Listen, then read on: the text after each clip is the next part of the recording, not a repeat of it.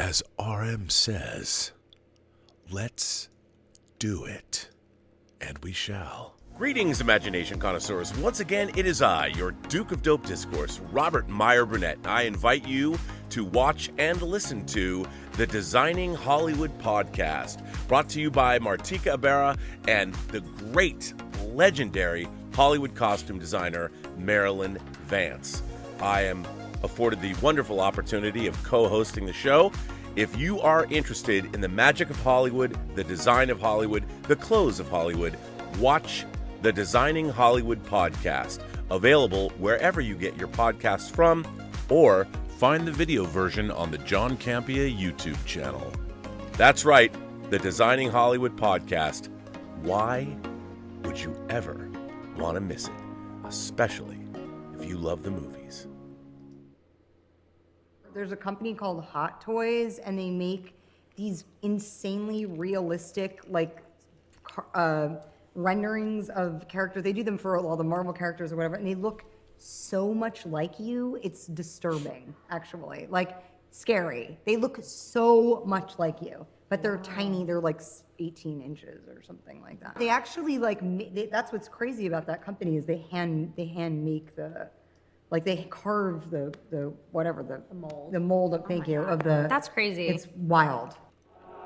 Robservations with Robert Meyer Burnett.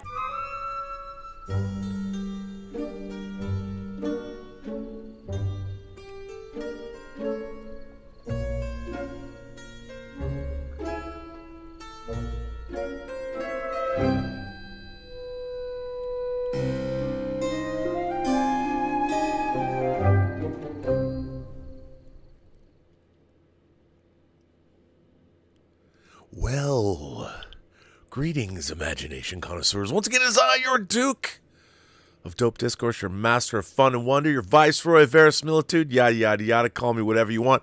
I actually was sent a litany of new email, I've sent an email with a litany of new nicknames for me tonight.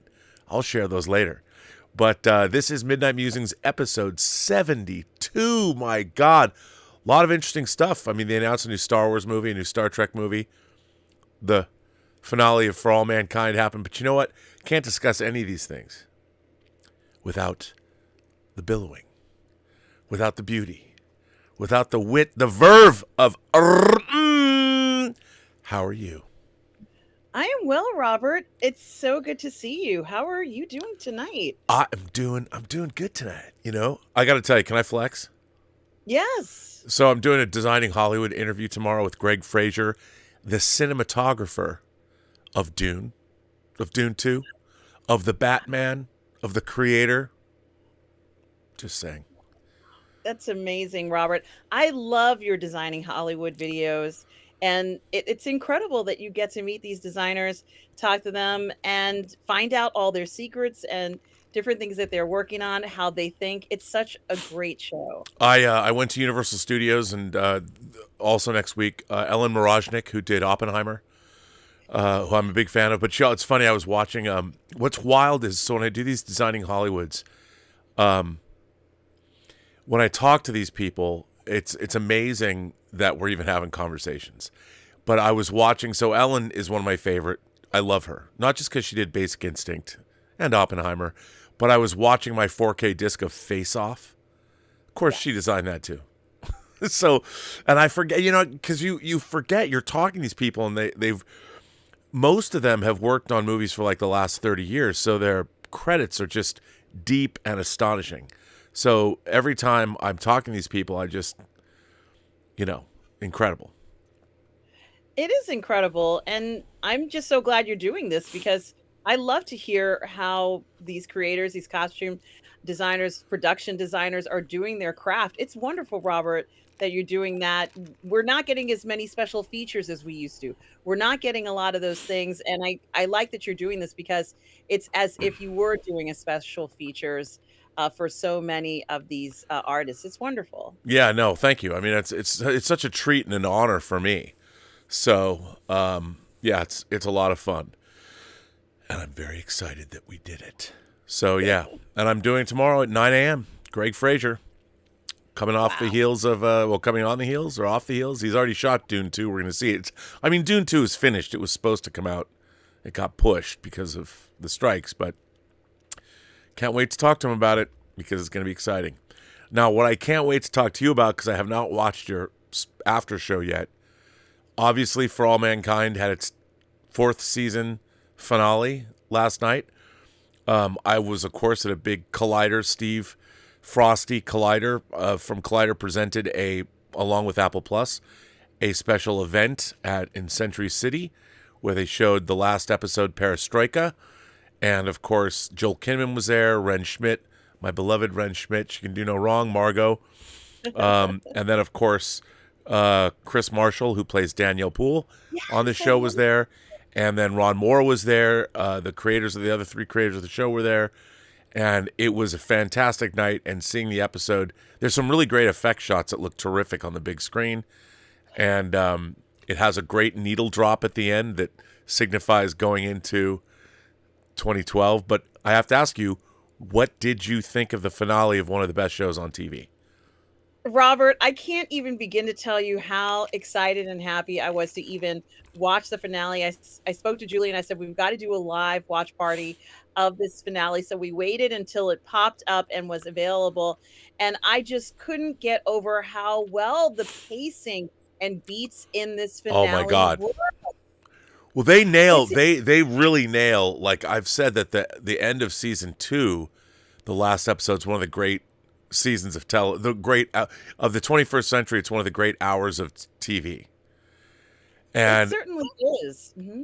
And this was, I mean, season 3, I liked what I've really enjoyed, and I think a lot of people, because I've seen some people that I like, that I follow on social media. There was one comment that was made that I wish this was more Buck Rogers. You know, there's too much melodrama. And I'm like, but it's about how, with the normalization of space travel and that technology, how would it affect the people that are involved? And it's not a show like Star Trek with a Captain Kirk. You know, even though you could say Ed Baldwin is kind of like Kirk, but he's not. Everyone's sort of they're just people. You know, they're not, the characters, while they might be heroic, they're not iconic heroes. They're people that do heroic things. And I think that's a real, it's a difference in the show. And I like the melodrama, and I have to say, my God, last night's episode was so emotional as well. Yes, there were many emotional moments, and I had been joking around saying that Margot and Alita would be the 2 people who could bring, Lee Jung-gil's wife to Mars, and everybody was saying there's no way, she's in Korea, that it can't happen. Robert, you can imagine my excitement and happiness. I screamed out when I realized that she had arrived at Mars, because it was so important to him. It was such an emotional moment. He'd been away from her. Only God knows how long he's actually been away from his wife. He's in this space program, and it seems like he really hasn't had a life. And this was a new beginning for both of them. And for many people, Robert, I wasn't expecting a colony to form this way with what looks like might be new, colonists or refugees or whatever it is. It was absolutely exhilarating. And I didn't know I was going to care about Dev this way. I mean, I've had such an emotional roller coaster feeling about Dev. And, one week I'm upset with him. The next week I'm not upset with him, trying to figure out how I should feel about this man. And, kind of wondering, is he able to just think so many steps ahead of everybody? He just seems to be able to do these incredible things. He's a marvel. He's an enigma. He's, makes you angry sometimes, but none of this, almost half of this stuff wouldn't even be happening without his inventions, without his innovation, without his strive to go further. And Robert, I just love the fact that, he kind of lost his way, and he gets revitalized by Alita, and of all people, Kelly, saying, look, this isn't good enough. You used to be the person who used to want to explore. And I kind of wish we had someone who would do this to today who would just kind of go that distance, spend trillions and trillions of dollars, not even care about how much it costs, but just go ahead and say, we have the technology, let's build it, let's do it, let's go there, let's put these things. I wish we had these habs that we could drop off at the moon or Well, drop off at Mars. we're seeing Drop, him. We're seeing that stuff, kind of happening. I mean, it's really interesting to watch. Like, for instance, there's a YouTuber that I like, Jessie Gender. She does a lot of Star Trek commentary, and I've watched her for a long time. She tweeted out today that, and this really pissed me off, to be honest. She says this is 90% of a good show, but the fact that it embraces capitalism and it's like this boomer fantasy of what the world should be like. And I was like, well, it's kind of the point. I mean, you can't go into space without money. Like the space travel is, it's so funny because when I see, here's the funny thing about what really annoys me about progressive thought. This show, this season, was all about Martian independence. And it was really all about, the workers and the independent forces wresting control from the powers that be. What Dev was doing was he was leveraging Helios, his own company that was ousted from him. Not only did he take it back this season and brought it into the fold, but he now has positioned himself to basically be king of the universe, and at the same time creating an independent state. I mean, sure, they could probably send military forces up and retake it. I mean, I hope that in 10 years, it looked like they didn't do that. It looked like the jump forward to 2012 meant that they've stabilized this, and that's what somebody would have to do. But what's so funny is when I'm watching anybody who I like, like I like Jessie, and she's talking about, this Elon Musk boomer fantasy of the way it used to be. I'm like, yeah, because our entire civilization requires Marxism, socialism doesn't work. It just doesn't work. It didn't work in the 20th century because ultimately it becomes stifling because the individual is removed from the equation. It's all about the state, the community, whatever. It's antithetical to human beings. Human beings must have individual achievement. They must be able to excel.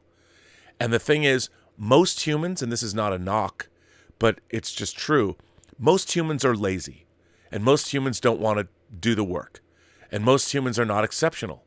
And that is why capitalism works, because it incentivizes exceptionalism.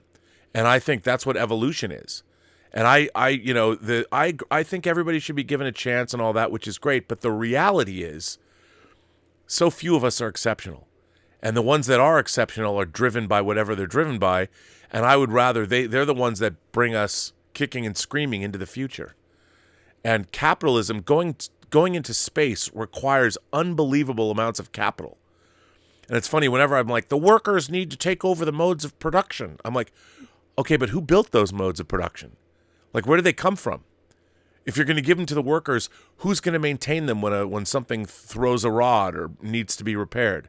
Who's going to manufacture those pieces? Where are they going to come from?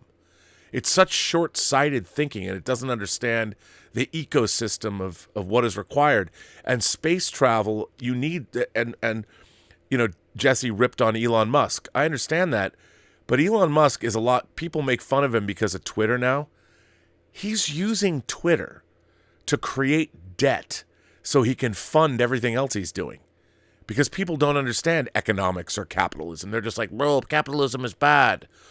But you know what? Capitalists build the future. Socialists, Marxists don't. And that's something that has been proven time and again. So that's what I really liked. I like seeing Dev, and I understand people can sit there and go, oh, he's like the Elon Musk hero that everybody wants. And people can easily make fun of him. But he was smart and he was thinking 10 things. But he took a chance.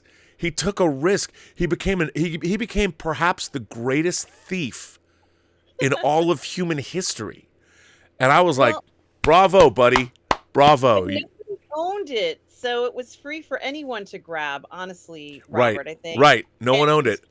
No one owned it, so as far as I'm concerned, if nobody owns it, it's fair game. Anybody could have taken it. In fact, in the news reports, they actually say an unknown group has taken control, and I really love that. But Robert, it almost felt like a movie. The 20 minutes that were left between, or the 2 hours, I can't remember exactly what it said in the show, but the part where they're about to do that final burn and they're waiting up to that part, it did feel like a movie. There was a lot of complexity going on, especially with Danielle, who I felt was the conscience on has been the steady conscience of the show ever Yes. since she was introduced. And I remember thinking to myself, don't they better not dare hurt Danny, because I love that woman. They better not hurt her. But I Oh, can't get over the level of integrity that she had and the way she handled herself.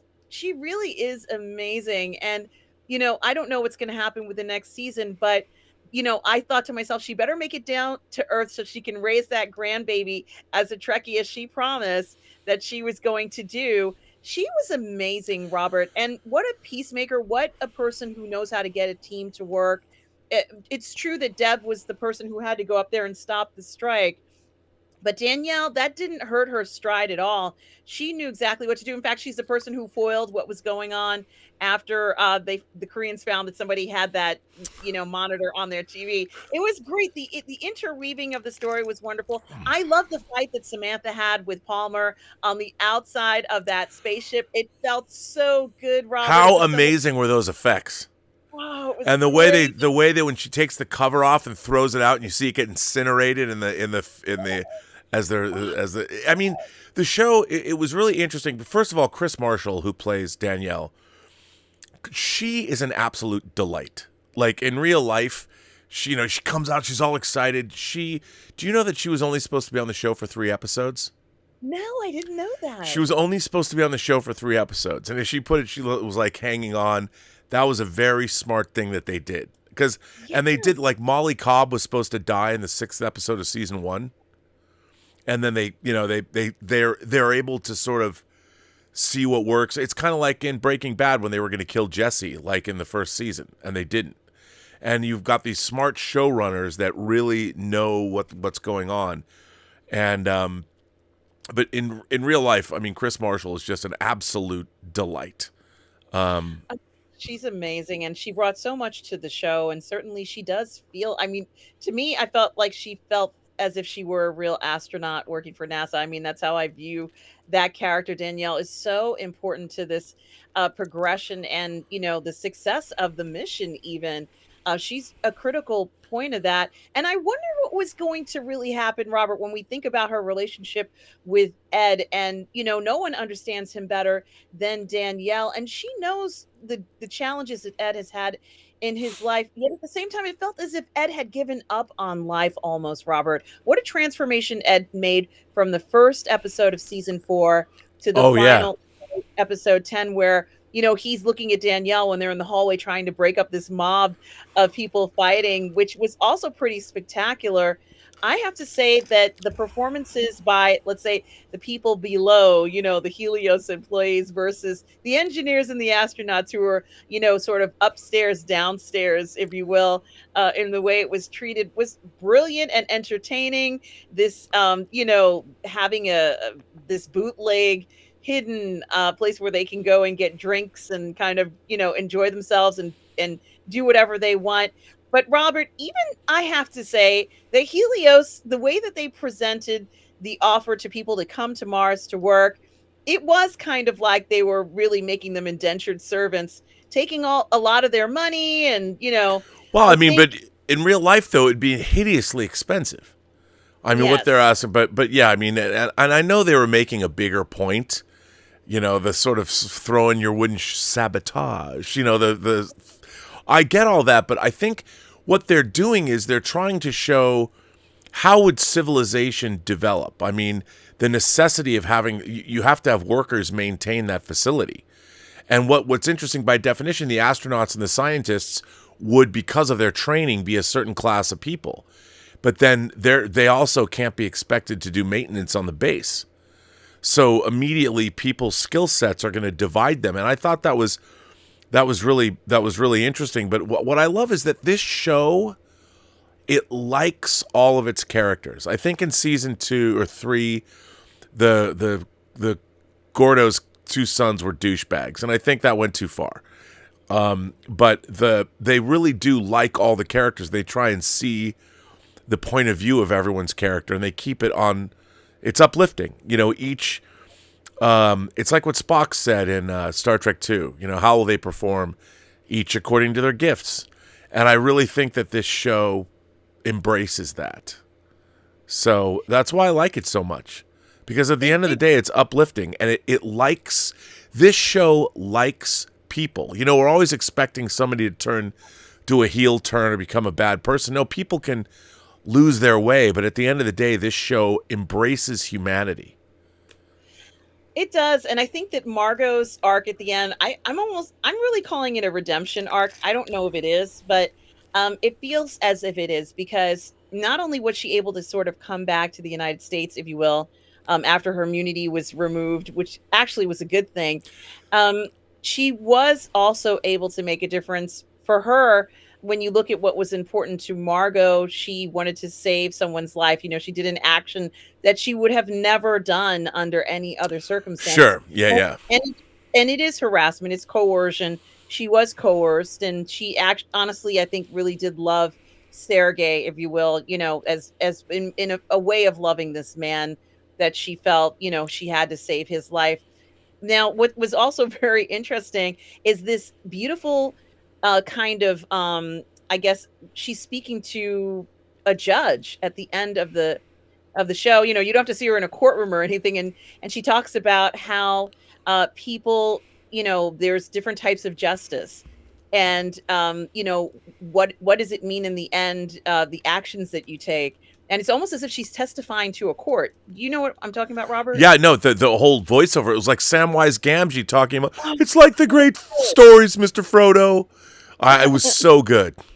It was excellent, and I think that was a great way to handle it, because I didn't want to see her, in cuffs in front of a jury and all that stuff. I don't want to see any of that.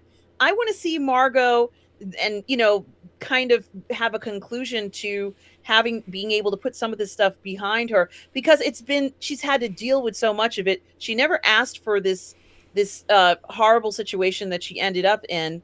And if her ultimate goal, just like Alita, which really surprised me, Robert, was for them to kind of be on the side of getting that asteroid to orbit Mars. I wasn't expecting them to kind of go onto that side, but it felt so good with Arena being there.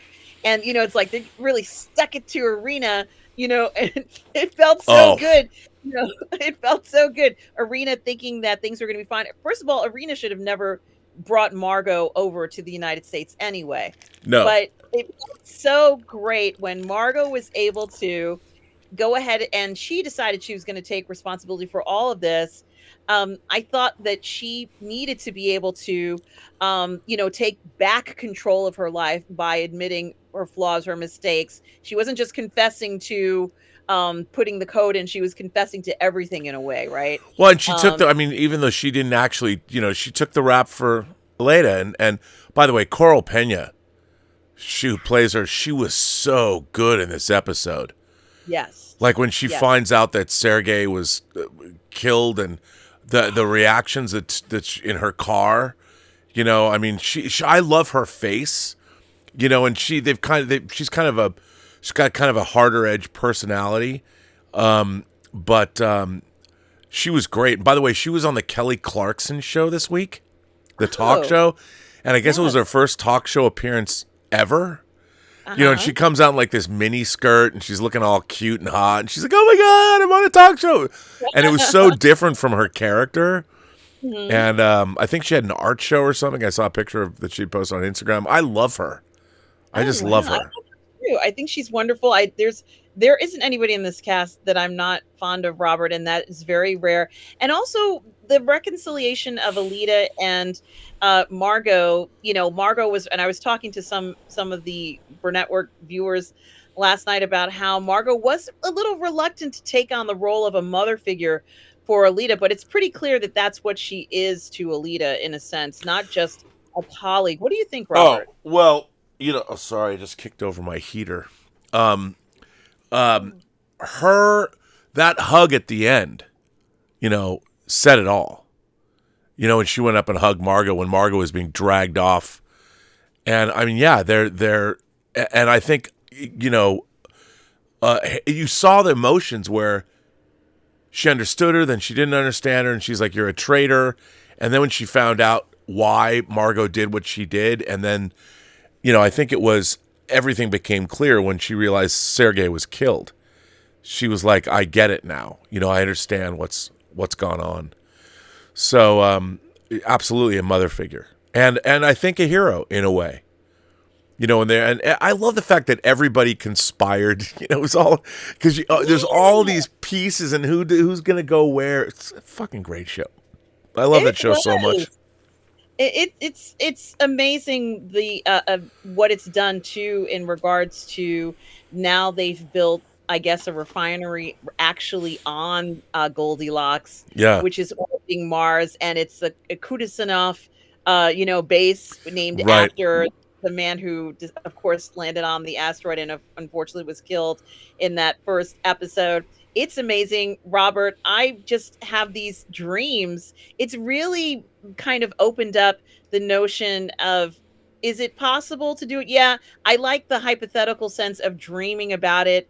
And I hope this inspires people to write more, shows like this that are so much fun, so engaging.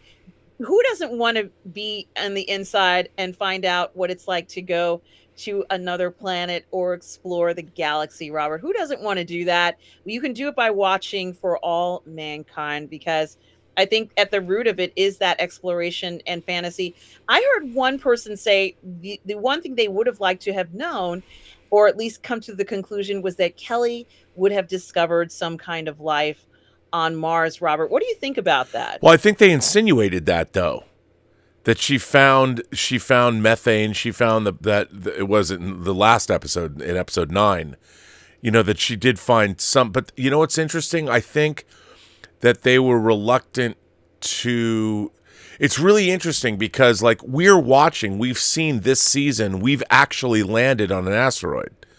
Right. And we've had material recovered from an asteroid and brought back. So their technology in 2003, I mean, obviously they're more advanced than we are, but in terms of the realism, I think we're basically equal, even though we're 20 years behind the show.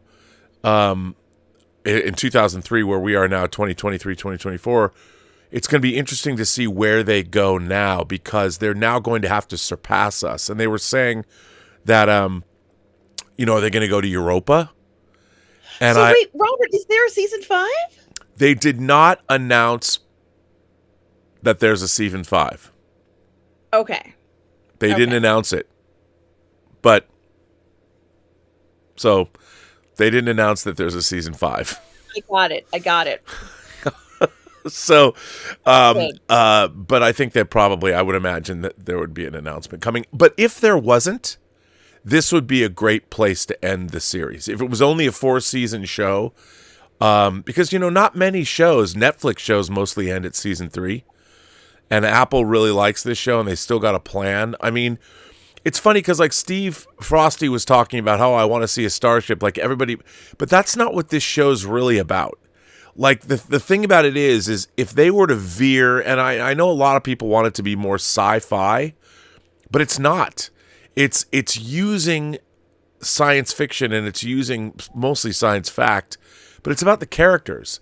And if you were to say, okay, the only thing I could see this show dealing with is what would be the ramifications of finding extraterrestrial life, meaning any life, whether they found microbes or anything. If we find life, there is I was reading this week that the James Webb Telescope might have found proof of certain things in an atmosphere of an exoplanet that proves that there's not necessarily only life on this planet, but industry. And I mean, obviously, we'll never be able to know for sure because we can't get there. We could concentrate. The distances are so, I don't think people quite understand, because we watch these science fiction shows and everyone's zipping around the cosmos, but how far away things really are. And even if we found an exoplanet that potentially had life that was 10 light years away from us, we can never get there.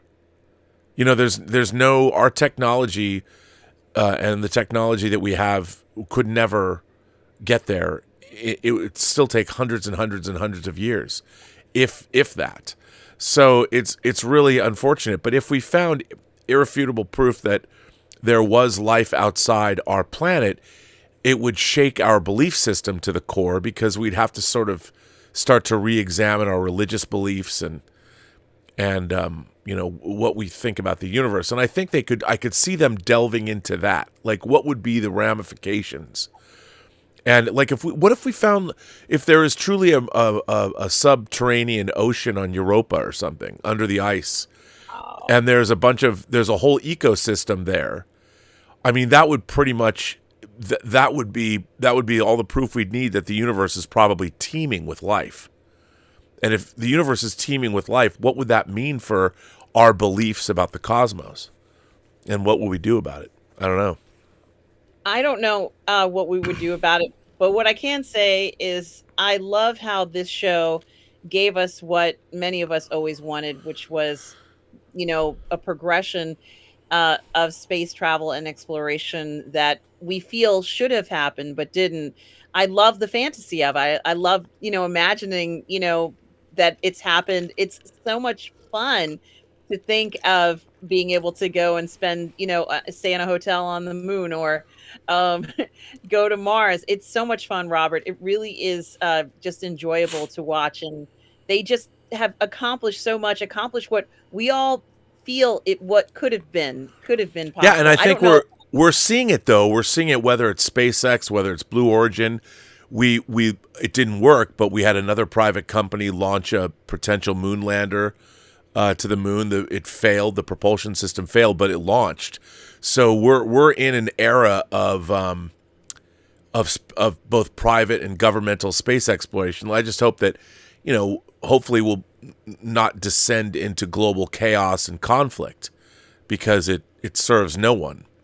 But I mean, it's been a really interesting week. We talk about entertainment on the show. We don't usually delve into politics, but I wanted to ask you, so you love For All Mankind. How did you feel? Like last week, we're all bitching about Charmin Obaid Chinoy talking about making a REY movie. And now this week they announced, nope. We're going to supersede that REY movie, and now we're going to make a Mandalorian and Grogu movie. And Jon Favreau is going to direct it. I guess either fridging or back burnering the REY movie. And now I wanted to ask you, as a Mandalorian Grogu fan, how do you feel about them taking a 3-season TV show, turning it into a movie, and they've announced they're going to do a 4th season of Mandalorian? How do you feel about that? How do you feel about a Mandalorian show? Well, I'd like to think, and this is the truth, I am a Mandalorian and Grogu super fan. I know. Which means that I love Grogu. I love that little guy. I just love him. And I do love Din, but I love Grogu more.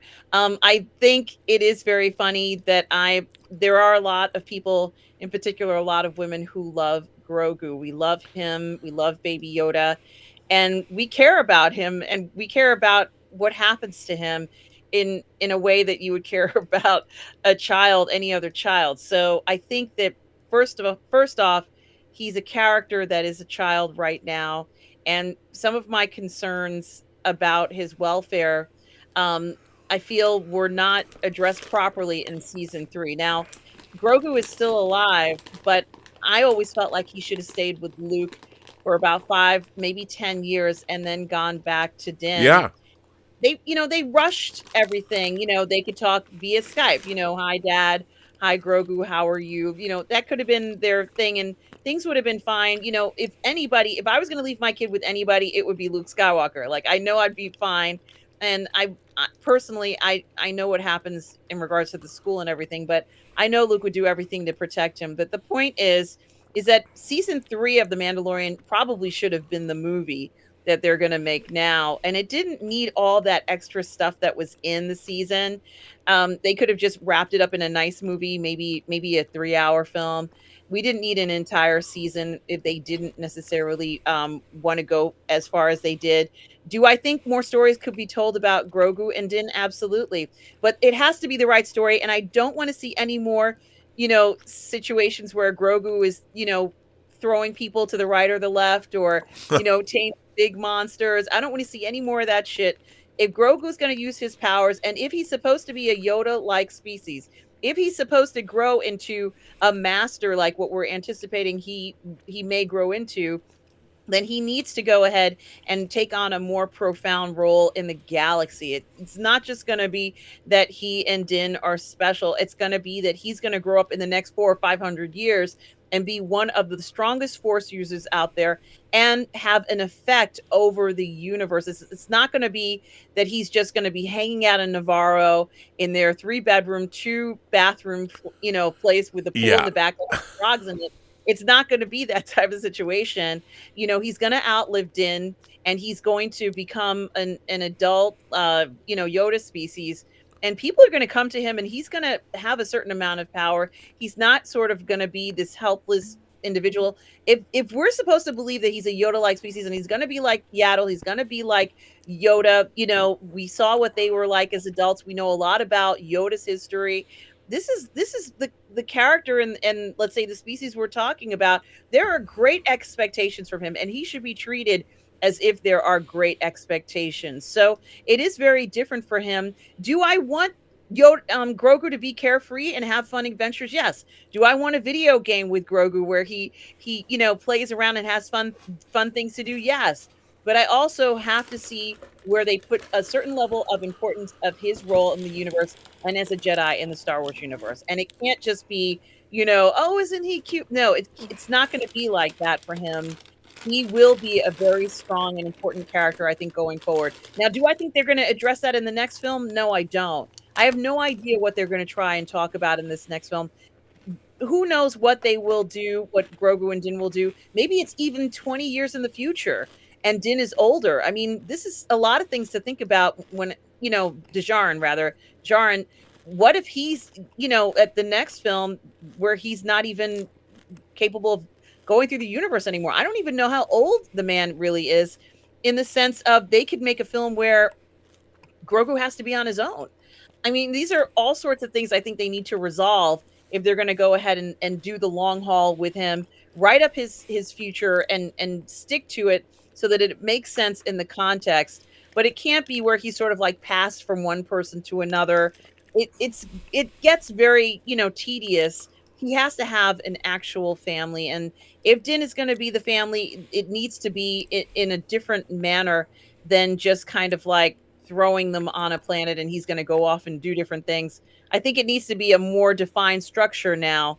It's no more sort of a casual relationship. This needs to be more structured, and it's going to take good writing to do that. Well, I was going to say, I mean, as much as I've enjoyed The Mandalorian, sort of, and it's, I've liked it, I thought season 3 was terrible. And I thought the writing on the show from the very beginning has been bargain basement at best. Yeah, it's not the greatest series ever written. No, and I've never understood, like when I watch, For All Mankind, not to compare and contrast, but the writing is so well considered. It's so well thought out. And I've never felt the writing on The Mandalorian was worthy of what it should be. And it's bothered me. I'm like, we've got so much great writing on TV. Why is it written like a Saturday morning cartoon? And I feel that way about all of the Disney Star Wars shows. Seem to be except Andor. Yeah, except Andor. I was going to say that. Yeah, except Andor are written at like a 7th grade level. It's all like Saturday morning television to me, and I've thought that that's so odd. Like we have such great TV writing. And, the Mandalorians are written as like these, there's no sophistication, and I know people hate it when I say that kind of stuff, but I really think that the show's been really let down by the writing, and season 3 was inexplicably bad. And I was like, how is it that you get shows like, whether it's, I mean, there's so, even Reacher, I don't know if you're watching Reacher, but yes, are you kidding me? I am watching. Have you? Oh my God, I love Alan. And Reacher is not a deep show. It's definitely a genre. It's a B movie at best, but it's a really good B movie. And the writing in it's incredibly satisfying. They wreck a bunch of fools in every episode. There's great and even the last episode, the one that just aired, it's like you could end the show by just having the villains kill Reacher. But of course they set up the classic Western showdown, but between the heroes and the villains, and the show is just so satisfying to watch because they did the cop character that they introduced in this season was really a great character, and the push pull between them was a lot of fun. And Robert, I heard a lot of people are upset that they killed off the character. Like, it's a ton of people who were very upset that the Russo character was killed. What did you think? Well, you knew he was going to die as soon as he confronted his lieutenant. You just know he's because he had to. The way the way these shows go, they set him up as a bad guy. Then it turns out they're on the same side. They work together. You make him really sympathetic. You turn him into a great hero, and then you kill him. I mean, that's for these kind of B movies. Or this kind of and I've read the books, not all of them, but I've read about Lee Child's books. Yeah. I'm actually the first time my older brother, I have a half brother. He gave me the first book I read of the series, and they're really great.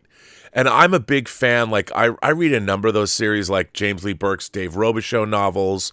I read Michael Connelly's Bosch novels or the Lincoln Lawyer stuff. Andrew Vaux's Burke novels. I mean, I love those kind of hard-boiled series. Max Allan Collins, Nathan Heller books that I've gotten into as we're doing the audio drama. And they're just fun. And The Mandalorian, to me, should be at that level. It should be, if The Mandalorian, if you had a Reacher series in the Star Wars universe, that would kill. You keep everything the same. The production design's the same. To me, it's the writing. It suffers. And like when I watched Book of Boba Fett, I was really perplexed. And same with Obi-Wan. I was really perplexed. I'm like, who's writing this? And who are you writing it for? Because none of this feels like it's written for adults. Nobody sits and it's almost like and I feel this way about like modern Star Trek. I was talking about this in one of my streams the other night.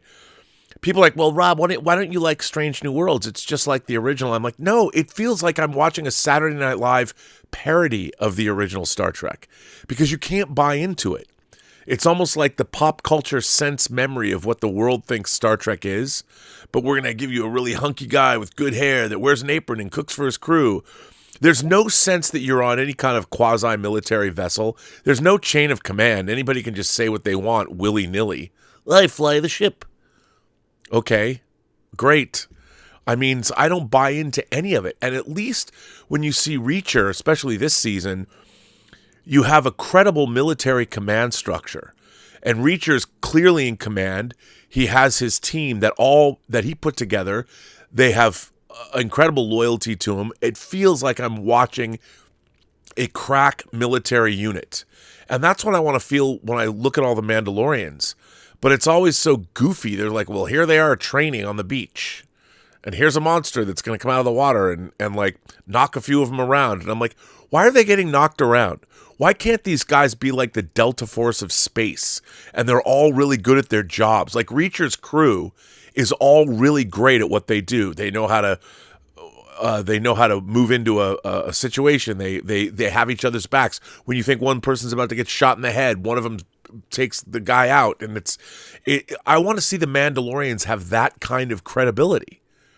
And why can't they write them and portray them that way? Why are they written as if they're cartoon characters?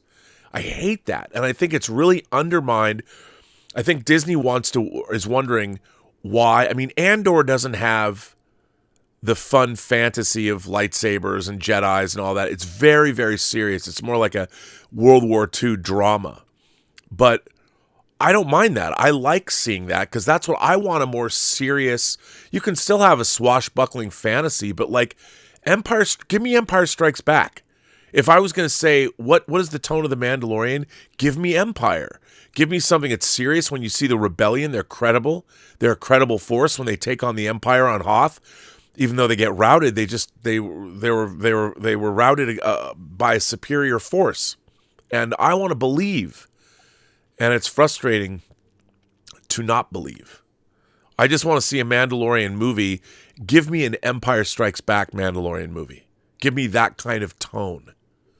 Well, in addition to, and it does, of course, this is an element of the writing, but also the character development is poor. So, what you would be expecting, let's say, from a typical Mandalorian, or what you would be expecting from a typical character in the Star Wars universe, you're perhaps not necessarily getting that in the Mandalorian. And for a lot of the shows, they're trying this process, this experimental process where they're trying to be innovative and think outside of the box.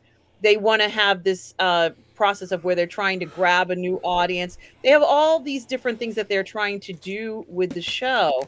However, what they're kind of missing, the focus on is truly what makes the story great. And, they want to veer away from it. And I think that even though that's their vision and that's what they want to do, it does kind of become confusing in a sense, because you're never quite sure where some of these characters' motivations are. And, if you're watching a show and you're trying to figure out what the motivation is and why someone is doing something, and you're getting conflicting evidence, conflicting cues, overall that show is not a good show. Right. You should be able to tell beyond a shadow of a doubt what exactly is the motivation of every character in a show. And there should never be a moment where you're wondering what makes this person tick or anything like that. It's the show is not actual real life where you have to try and figure people out. The show should be something that's written in a manner that you can understand what the paths might be for this character. We're not really getting that. We're getting a lot of sort of like small short stories and tales that don't really go anywhere. And for such a well-developed IP, it doesn't lend itself well. In fact, I think Tales of a Jedi gives you more conclusive stories than some of these actual miniseries of the Mandalorian, of Kenobi, and Boba Fett have given you. Well, they're just not. I mean, they're not. It's funny. To me, the template for Star Wars is Star Wars, not A New Hope, but the original Star Wars as it existed in '77. And I often say that George Lucas was inspired by Kurosawa's Seven Samurai or The Hidden Fortress. What I don't understand is why, like, these new creators, and I have a problem with Dave Filoni's Star Wars, is it's so far up its own Star Wars ass that it's forgotten that Star Wars still has to be stories that are based in our own world. Like, for instance, if you're going to have a character like Grand Admiral Thrawn, who is a great military genius and all this, he has analogs in the real world. You can sit there and go, yeah, I was thinking of, I don't know, Alexander the Great, or I was thinking about Genghis Khan, or I was thinking about Napoleon, or whoever I was thinking about. And because we have real world figures that have become these storied characters in history or antiquity, we understand their arcs. So whenever we're telling stories like that, we're looking into our own past and our own history for analogs to inform the characters that are being made, because we have to imbue them with human traits. We have to understand every character still has to be understood by us, like, why are they villains? Why are they bad guys? What is their motivation? Why are they doing what they're doing? And the problem is, for me now, the Star Wars universe is so up its own Star Wars ass. It's like, okay, they're going to this planet, or they want to do this, and there's these 3 witches that wield the Force, and like, what does any of this mean? And it's all become so incumbent upon this Star Wars mythology, whereas everyone understood Star Wars, Empire Strikes Back, and Return of the Jedi. Everybody could get that, and we understood, like, Yoda was every sensei we've ever seen in any martial arts movie. He's going to train you, and you have a headstrong student who doesn't get it. I don't believe it. Well, that's why you fail. And it's so simple, yet it's based in character traits that we've seen over the years, so we really get it, and yet it's done it in its own inimitable Star Wars way. And I feel that that's not what we're getting anymore. Like, why am I watching 9-year-old Princess Leia run around outside of her house being chased by people? And I'm looking at this going, I don't believe this at all. I don't believe what I'm watching. This is just Well, monumentally dumb. And the character, Robert, I'm sorry. those are what I call those kind of like these unforced eras of entertainment. Let me go ahead and hide her under my coat. No one will see her there. You know, But that's um, like a routine from a silent movie from 1922, like something that Harold Lloyd would do, or something the Little Rascals would have done in the or 30s. yeah, or the checkpoint where you can kind of just walk around the checkpoint. These kind of silly occurrences. Where he tells them how you move on a scooter, or when the whole group of them show up with what looks like the Vespa, group there are a lot of things in there that don't really improve the story or make the story move forward. And they just exist, like they're kind of like additions, but nothing's happening as a result of it. And if the writer can't see that doesn't advance their own story, Robert, I don't know what to say. That it's not making the story um actually have a direction. It's just an insertion. It's like I don't even know how else to describe it. It's a part that didn't need to occur, doesn't add to the story. Why is it in there? It's only a question that the person who made the final cut can answer. But I think you and I both know that hiding somebody under your coat does absolutely nothing for anyone. No, and that's the thing. I'm wondering, first of all, somebody wrote that. And then you have a speeder standing right there and somebody's wielding I mean, there's all this stuff where I'm like, why am I watching something that is so ridiculous? And I think that Star Wars, even in the big budget movies, like J.J. Abrams having horses run across a Star Destroyer in space, I'm looking at this going, come on, man. What am I watching here? And I think that that's become a real problem with Star Wars. And even in like Ahsoka, there's so much stuff going on. And I'm like, what is all of this? What does this have to do with anything? Why did we go to this other galaxy to hang out on this one planet? Yeah, and What are I we think in doing? Ahsoka, a similar thing happened where the story just didn't go anywhere. There wasn't, other than traveling from one location to another, and then you go back to the original location. The story doesn't really feel as if it progressed into anything. You're still in the same point in the beginning of the show as you were in the end of the show, and that And it's very odd. yeah, and Ahsoka it rehashed things that Ahsoka already knew. Okay, everyone wants to see, it's the Clone Wars, and they want to show you these things, but it's like, okay, they're showing you this thing, but it means nothing. I can't help but think my favorite moment in any of these modern Star Trek shows was when Bill Burr, the second season of The Mandalorian, he's disguised as an Imperial officer, is telling this other Imperial officer what's going to go down. Here's what happened, and he recounts it and then blows the guy away. I'm like, oh. Now here's something I can relate to. This is something that I understand where this is coming from a storytelling point of view. And that made sense. And it was really good. And I think, I'm sorry, go ahead. No, I I was like, apologize. where is this? Why is there not more of this in modern Star Wars? And I feel that modern Star Wars, all of the writing, I mean, Rogue One and Andor had pretty respectable writing, as far as I'm concerned. All the rest of it didn't.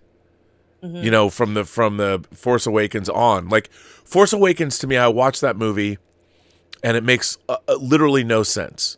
Like, I can't get past any of, like, I'm looking at Starkiller Base. I'm like, okay, you've shown me a planet.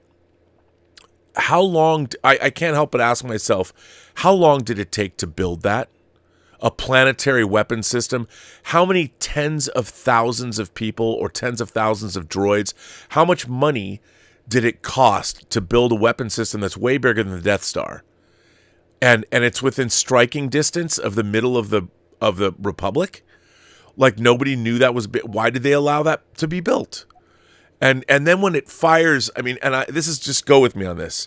So you've built a weapon that surrounds the equatorial plane or whatever of a planet. So it's not like the Death Star, which could move. The Death Star could go wherever you wanted.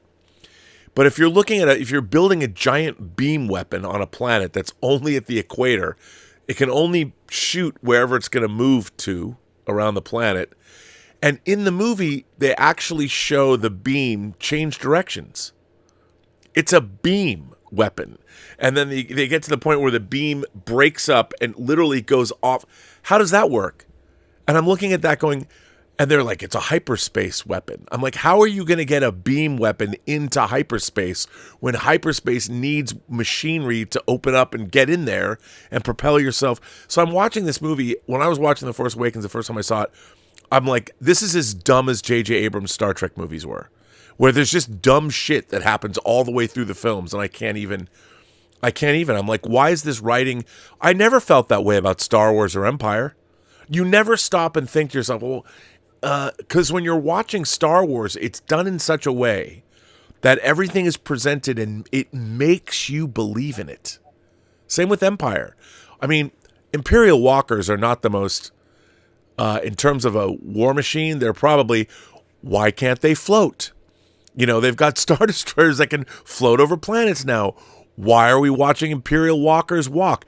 Because they're awesome. And you never think to yourself, perhaps this isn't the best kind of machine to be using to fight a war, but you don't care because you're made to believe. And I feel they've forgotten how to do that in live action Star Wars. They just keep showing you these things that they push reality too far. And I'm like, I don't care anymore. Well, it's interesting because I honestly felt that one of the biggest mistakes that they made, let's say in particular for The Mandalorian, was to get rid of Gina Carano. And she was, especially at the time when they got rid of her, she was trending. She was one of the biggest stars in the Star Wars universe. She was such an important part of the Mandalorian story. And without her, you kind of lost a lot of, the grounding of the story. And, it does matter when you have a strong character, when you can't replace a character, because I do think that she was irreplaceable. She was going to be a strong part of the following season. And, it kind of fell flat without her. It would have been a good point to take a hiatus away from the story where, and focus on other projects and maybe not feel like you have to rush into a season 3, knowing that you've lost one of the strongest characters in the show. These things do happen in shows, but I think it was a mistake to continue on almost as if she didn't even exist, Robert, in some points. And, that was a huge blow. So that was a huge mistake in regards to seeing, or at least going in the direction where we thought the show was going to go, and where she was now being promoted and an even more important person. She kind of bridged the gap between, let's say the Mandalorians, not the Mandalorians, but Grogu, or even the show having anything to do with anybody who had fought and was not a Mandalorian. So you had her as this character that had integrity. She was able to fight, she was from Alderaan, and now you've lost a huge part. It's almost as if you lost a certain amount of culture out of the Mandalorian itself as a show. Now, I agree. I mean, I just think that what Star Wars needs is, it needs to bring credibility into its writing. That's the one thing about, they've got the designs, they've got the technology, they've got the lore, they've got all this stuff. They've even got great actors. What they need is people to write credible stories. And I feel like all of Star Wars now, with the exception of Andor, and I know a lot of people dislike Andor because it doesn't have the swashbuckling fantasy elements that they're so used to from Star Wars. It doesn't have the Jedi. It doesn't have the Sith. It doesn't have, it's a spy thriller. But I'm like, that show within the Star Wars universe can absolutely exist because we've never seen, what I like is that doesn't mean you can't have the rest of the Star Wars universe, but it's like when you're watching a hard-boiled cop thriller from like 70s New York, like Al Pacino in Serpico, or you're watching The French Connection. You can also watch Lethal Weapon, which is about cops in LA, and it's all fun and hey, hey, hey. But when you watch a hard-boiled detective thriller set in 70s New York, it's a lot more serious. It's not so much Lethal Weapon 2. There's still Cop Show or Beverly Hills Cop. But Andor, to me, really did a good job, and it was very credible and made me believe in how would an empire work? How does an empire rule over a civilian population? And how do they treat them? And how would the rebellion come into being? Because we just take it for granted that, oh, the rebels exist. But I find it so interesting that people don't, well, it's not as fun. It's not. I'm not having as much fun. But I'm like, but I was having as much fun because I wanted to know. And I haven't been having fun with Star Wars like Star Trek since 2015. I mean, I'm one of these people. I know Force Awakens, but to me, Force Awakens was a really bad remake of Star Wars that made no sense. And I'm like, who are these characters? What are they supposed to be doing? I'm just supposed to know that Poe Dameron's a great pilot because I've seen great pilots in the Star Wars universe? He was totally underdeveloped. These characters, for 3 movies, they don't do anything. They just exist as archetypical Star Wars characters. But no one does anything. No one goes anywhere. Why does Palpatine come back? I don't know. Because no one had an idea. I mean, and when we have such great writing everywhere else, let's step it up. Let's bring Star Wars great writing again. And not that Star Wars was ever Shakespeare, but The Empire Strikes Back is a really well-written fantasy film where you watch it and you feel the characters. It's important. You believe everything. You know, even Vader, when Vader's contacted by the Emperor in Empire, he's like, you know, bring us out of the asteroid field. And when Vader, I remember watching Empire the first time, when Vader kneels for the Emperor, you're like, oh shit. You know, Darth Vader's like, if he's kneeling for the Emperor, this is important. You know, and when he prostrates himself on the ground, what is thy bidding, my master? It's like, whoa, shit. You knew something was going down with these guys. And then now people don't remember because they've replaced the original Emperor from Empire with Ian McDiarmid. But the Emperor in Empire was really scary because he was so calm. Yes. Yeah, he was terrifying, and I was terrified of him. And also, I think that the Clone Wars and Rebels were fine for what they were supposed to be, which is an animated series, and it was okay. There I were like some them. episodes that were better than others. But my favorite part of, let's say, the Clone Wars was how they explored Yoda's ability to use the Force and what the Force means. Yep. And I think that the desire to go ahead and do that, to go into the lore of what the Force means, is what Grogu needs to go into, because he's not going to have the same path as everyone else. Is like if I were doing a film, he wouldn't have the same path as everyone else. Do the film of the time that he's with Luke, and you know he has to have different decisions, and you know, Grogu can have flashbacks of when he was in the temple and learning from Yoda even would be a great film. We don't have to have, you know, necessarily have him going off in the galaxy fighting, you know, criminals and, you know, being a bounty hunter. We don't need any of that. Make it a Force-based film where we can finally understand what makes Grogu tick, and also honestly even more of an understanding of the Yoda species. I think that might be a good direction to go in, and I think it would be fascinating for people to learn more of that. But I don't see that happening. I think what's going to happen is we're just going to get more of what the Ahsoka series was like, or the Kenobi series, or the Boba Fett, or the Mandalorian season 3 was like, unfortunately, because going by the track record of what we've been seeing, if by some miracle that we actually got something different, it's not likely, unfortunately, because this is the direction that they want to go in and this is what they're happy with. But I think it's unfortunate. I think we do need to really understand Grogu if this is going to be a movie, because they haven't really given us Din Djarin as a deep character. He's not a deep character. You know, they kind of make him, and I'm not going to say a simple man, but he keeps to himself.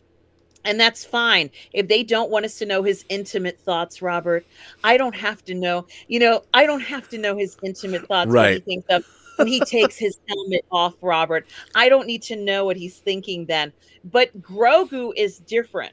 clearly he's an emotional being who has feelings, and he has a different range of understanding of the galaxy. And if they want us to really get hooked on Grogu, if they want us to buy that sideshow, that new sideshow Grogu with Pram, this movie has to knock it out of the ballpark, I think. Yeah, I mean, and that's the thing. Like right now, and the funny thing, Grogu is just a cute version of Yoda that acts cute, and people like him, and he's got obviously, but like the thing about Yoda is when Yoda in Empire, and the thing is, Yoda in Empire Strikes Back is a really fascinating character because when we first meet him, he's lying to Luke. You know, he knows that Luke would never even understand he's a Jedi Master. Because Luke doesn't know. Luke is a blank slate. Luke doesn't know anything yet. He's so innocent. Luke is so innocent. He's totally innocent. And there's a great moment in Yoda in Empire when Yoda just changes his voice and says, "I cannot teach him," and then he's talking to Ben. Yeah, he's talking. He will learn. He will learn. And Ben's talking. So Yoda's just conversing with Ben's Force Ghost, and when you see it on Mark Hamill's face, and it's like Yoda, you know, and his whole world has been opened up, and you see that, and that's why that movie works so well, and Yoda, that's. You're right, and Yoda spent Robert, all those centuries going to different planets to learn about different cultures throughout the galaxy. If it was for a reason, it wasn't just because he wasn't backpacking on a gap year. No. I'm on my gap year. I'm going to Europe to meet girls.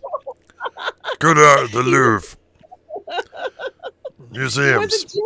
I'm going to go to Tuscany and drink wine. On my gap year. Gap year it is, yes. He was going out to learn about different species in the galaxy, and he has a calling to do this because he has a greater meaning in the galaxy, and that's what that's about. And we got, if anything, the Clone Wars did was to give us little glimpses of that. We got to see. I think it was like if Yoda went to the dark side, we got to see dark side Yoda. We got to see when he would sort of go on a vision quest. We don't always see that all the time. You know, I think they tried to do that in some of the sequels, but they kind of fell flat, right? The vision quests in them fell flat because they didn't have a real quest to them. They were just what I would like to call, you know, effects, special effects. They didn't have a meaning to them. So you're just showing what you can do special effects wise, but just because you show me 14 different versions of Rey in a row doesn't mean anything to me. You haven't explained to me. I knew what it meant when Luke went into the freaking cave and he fought what looked like Vader, and when he knocked off the mask and then the mask turned to Luke's face. I understood what that meant, Robert. It made sense because they are telling us, they're giving us a message, a signal. But what we saw with those special effects in the sequels, they didn't have any meaning to us because they were not placed in a way that was meant to have meaning. It was placed there. We got to put a special effect. Oh, we got to have those horses on that ship, Robert. We got to add this stuff in. This is the mentality of that, I think. And it is a misplaced enthusiasm. But in some cases, if you're going to go that far, the insertion has to mean something, Robert. It's got to have some meaning. It's got to drive the story. Those horses did not drive the story, Robert. They did not propel anything in that movie. And they bring up a bunch of questions like, okay, why? If you're going into a space battle with a bunch of capital ships, what are horses going across the deck of one of those capital ships supposed to do? You know, I know you're going to go into the ship. I mean, it's such a weird thing. And in a way it diminishes. I mean, I guess they set up horses in Last Jedi, but it diminishes what you're watching. You know, it takes away from the idea of this battle. And it's just it's weird. And you don't believe it. The audience is perplexed. You're like, what's that? What is the tactical reason? And where did all those animals come from? But also, where were they in Star Wars before? No. So, what planet did they come from? Are they in? Where did they come from? I Do we know? and who brought them?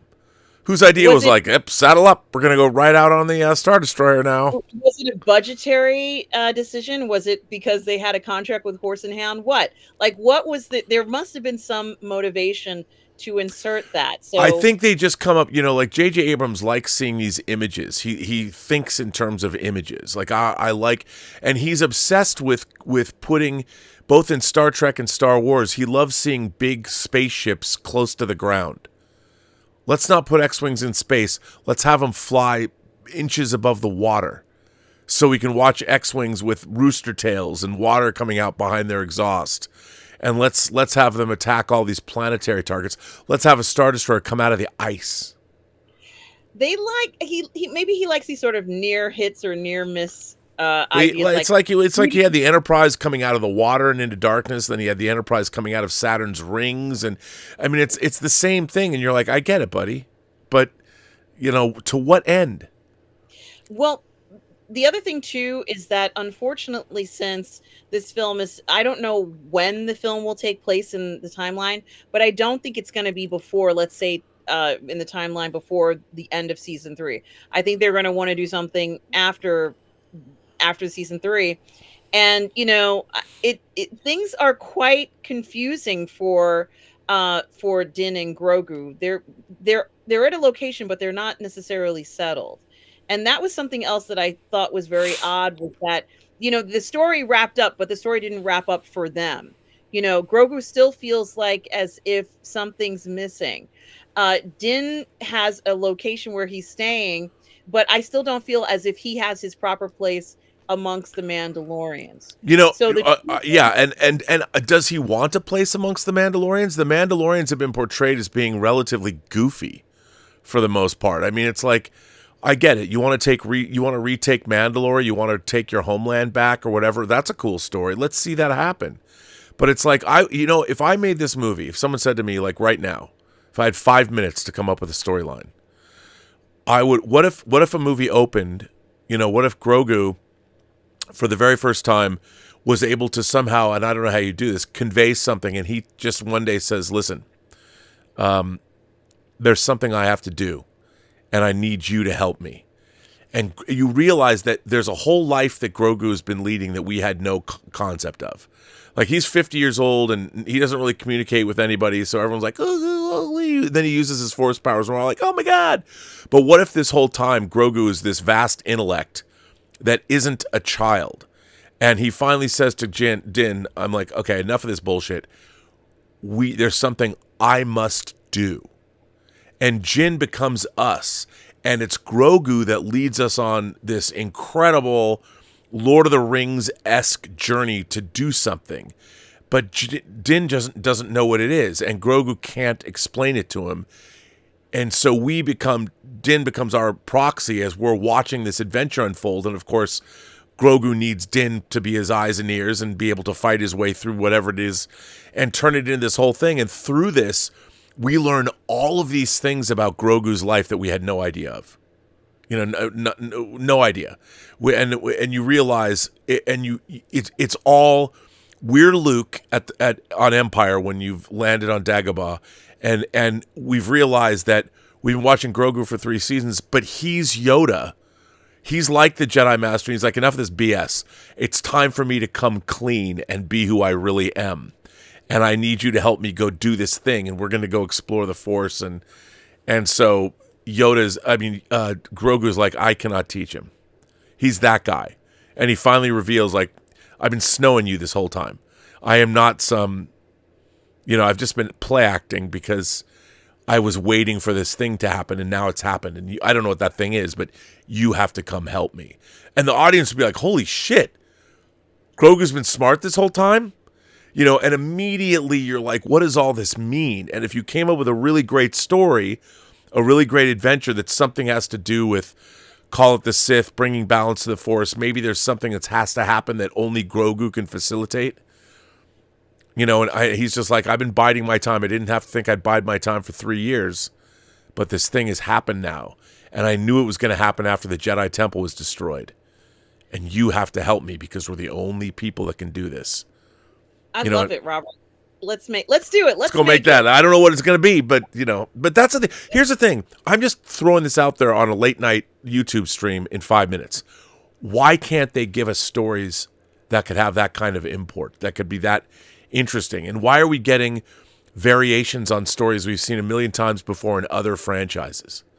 Show me something new. Give me something good. And the thing is, great stories always have some kind of analogous thing all the way back to the Greeks. It's not like storytelling is new. We understand what storytelling is, but show us a new story, like a familiar story, but set it in the Star Wars universe so everything old is new again. And do it well. Robert, that is something else that they could do. And I think when you talked about the stories going back to the Greeks and the influence of, let's say, Greek and Roman stories on on so many of the movies we see, I think it would be interesting if they decided to just even straight up take a story, just even if there's stories from every culture around the world too. Japanese, Russian, African stories from Central and South America. There's Korean stories, Vietnamese stories, there's Egyptian stories. Take your pick. There's so many stories that have been told throughout human history around the world. And you'd think that they would avail themselves of some of that. Because George Lucas did when he created Star Wars. He was looking toward Japan. Yes. And toward Joseph Campbell. I think that essentially in this particular case, as I said, after season 2, when they lost Gina Carano, everything fell flat because they lost what I feel like is maybe a fourth of the story, a fourth of what would have been in The Mandalorian. Yeah. If they could bring her back for the movie, let's say they don't want to bring her back for the whole season, it would have a deeper meaning. Maybe even Grogu could help her with something, or they go on something, incorporate her again. She was a very popular character in the story, essential character. The mission would not have happened without her. And she also plays a role. So, and maybe the other gentleman you were talking about too, who we enjoyed so much. He's an expert in Empire technology. Every person plays a very specific role. Yeah. And that made sense. But we saw a breakdown of the Mandalorians to an extent that was really, it was unbelievable how they were still on the planet and no one knew, and it just didn't ring true. These guys are tech experts, and they would have communicated with each other. I don't know how I feel about that, even with the Lost Tribe, if you want to call them that. That Din belonged to. And I think one thing that could have knocked it out of the ballpark would have been to have the armorer reveal who she is. And that might have been able to draw all the Mandalorians together in a way that, maybe the other girl couldn't. You see, she's kind of an outsider in a sense compared to some of the other groups. She's a princess, she's an heir to the throne of Mandalore. But what you really needed, I think, to bring everybody together might have been the armorer, who seems to be a very wise person. Why couldn't you go ahead and have that payoff of waiting for 3 seasons to find out who the hell this person is? Yeah. And maybe somebody who can bring everybody together in the proper way. We're a little more equal now, and not worry about who's wearing a helmet and isn't wearing a helmet. Well, it was to kind of reinvent a lot of this. Again, I'm sorry, but that whole idea of the Mandalorian helmets it's a dumb idea. It's just the helmet on and off. First of all, no humanoid character, a biped like a human being, would ever, just the way we breathe and the way we eat and the way we do things, to ask people to keep a helmet on all of their lives, to sleep in a helmet, is the most impractical, stupid thing I can possibly imagine. And I just hated that they incorporated that into the mythology. I'm like, form follows function, or function follows form. And wearing that particular kind of a helmet on your head, how are you going to say, repair your ship? When you have to do like fine work and you're doing machine, that helmet's going to get in the way. I mean, nobody would ever say it's part of the Mandalorian creed. You have to keep this helmet on your whole life. That's the dumbest thing I've ever heard. And so it's hard for me to even take it seriously, because practically a humanoid creature would there would be so many times where you'd have to take that helmet off to do the most basic activities. So it's like, just from a health standpoint, like, what, can you take a shower? Is that allowed? I mean, but it seems funny, but it's such a dumb thing. Like, eventually you've got to wash your face. You've got to brush your teeth. You've got to take care of yourself. Otherwise, you're going to deteriorate. What do you do when you go to the doctor? Do you not get to go to the doctor? I mean, I know these things are silly, but it's like, I don't believe that the Mandalorians would create a creed where you can never take your helmet off. Like, that's the dumbest shit I've ever heard. And when I see that, that's somebody coming up with something and they're not thinking it through. I do not believe that anybody would come up with something like that in real life based on how we live. I mean, that's like saying you can never take your glasses off. I have to take my glasses off. I don't even like wearing glasses. These are just readers, and it's just, I can't even imagine what it'd like to have a Mandalorian helmet on my entire life. I mean, seriously, you have to get a good night's sleep in order to fight. And wearing a helmet is not necessarily conducive to getting a good night's sleep. How do you work out? The Mandalorians have to work out. If you're a fighter, you have to be in tip-top physical condition. How are you supposed to lift weights or do whatever they do while you're wearing a helmet? You get hot and pass out. It's just such a dumb thing. I hate it so much. I don't mean to rip on. No. I understand, and those were certain things where if they could have kind of restructured themselves, and that whole chant of like, for Mandalore would have meant something, because it felt kind of ridiculous. It was almost as if she was going to see her ex-boyfriend who stole her fleet from her, and now she's got to make up with him somehow, and it was like a very odd kind of relationship that they would suddenly abandon her. I was like, I didn't really believe that, honestly. But what I also didn't believe was how she steps away from her palace, and that's when somebody decides to attack her palace. It's just like, it's so, and that's what I can't stand. Whereas the writing in Star Wars, the original Star Wars, was simple but effective. And I always go back to the scene when you first go onto the Death Star, and it's the Imperial officers are arguing, until this battle station is operational, we are vulnerable. The Rebel Alliance is too well equipped. Dangerous to your Starfleet commander, not with the guy with not to this battle station. And Vader walks in, don't be too proud of this technological terror you've constructed. The ability to destroy a planet is insignificant next to the power of the Force. It's just this. It's this little conversation, but it's totally credible, and it establishes this sort of these military guys are always vying for their own. Like, I'm in control of this, and you're in control of that, and who's on top, and who's the big dog, and then they all shut up when Grand Moff Tarkin walks in with Vader, and you realize, oh, this guy's in charge, and it's a very simple, elegant scene that within a few minutes it shows you everything you need to know about the Imperial power structure. And it's done in a really interesting way. It also shows that Vader is subordinate to Tarkin, which is something that was you didn't expect that. And you're all that remains of that ancient religion, my friend.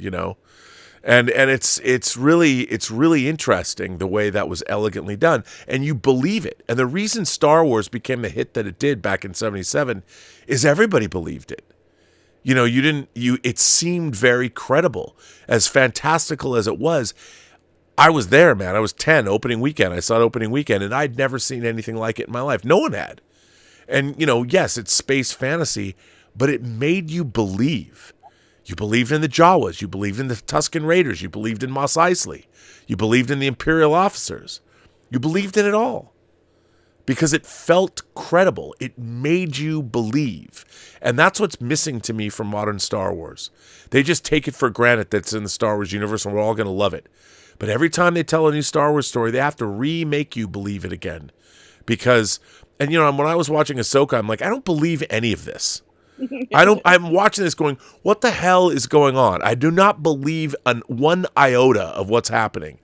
oh, I guess she's going to have this flashback to the Clone Wars, and oh, she just fell off the cliff. There she is. She's floating in the ocean. I'm like, what? That was ridiculous. Well, they do stupid shit like that, and you're like, what? In what story? Who wrote this? Like, in what story have you ever seen this happen before? None. Well, for me, the biggest disappointment was, and it's not going to be a surprise because I've said this before, was the fact that now I can't remember anybody's names anymore. The girl who it's not memorable. The girl who was supposed to be pining over Ezra. Sabine? You know, yeah, Sabine is going to his apartment like every night or every other weekend or whatever. And I'm supposed to believe that the reason why she's going there, not just to feed the cat, if that's his cat or her cat or whatever it is, but I'm supposed to believe when she's watching his little video, she's watching the video when she goes there because they're just such damn good friends, Robert. My God, no, she's going there because she's in love with him and she misses him and she's trying to figure out how to find him. There's no friendship that is like that, Robert. I am sorry. No. Let me just catch up. We got some super chats coming in. There's some interesting stuff. So Darren L from Minnesota says, "For All Mankind is better than post 2005 Trek, infinitely better." Yes, I totally agree with that. Our friend RRTNZ, all the way down in New Zealand, says, "Hail Bob and I recommend The Brother's Son. That's the new Netflix show that has Michelle Yeoh in it. Brutal kung fu crime drama with dark humor. And also, don't forget, Chuck Norris was in the 10 Commandments as God's stand-in." Yes, you can never lose with Chuck Norris. But yeah, I've heard John was talking about The Brother's Son. The trailer, I interviewed the costume designer, and the trailers looked great, and people are saying the show is great. So, love that. Joe Panora says, "In my opinion, the basis for a free Mars was the revelation of NASA's torture to the public. Any attempt to reclaim Mars by force would be political suicide." Well, remember, it wasn't really NASA that did that. They had embedded intelligence agents, so it was really the CIA or that had put an agent in there, and same with the Russians. So, I mean, even though you did see, I hope they bring back Daniel Stern because I thought he was great, but they have him look at that headline at the end that NASA's been exposed. So, I think he's going to lose his position, Robert. I do too. It's too bad. He's got this scandal. Someone asked me if I thought it was Danielle who was the leak to the press about the interrogations on Mars. I don't know. Who do you think it is? Who was the leak, Robert?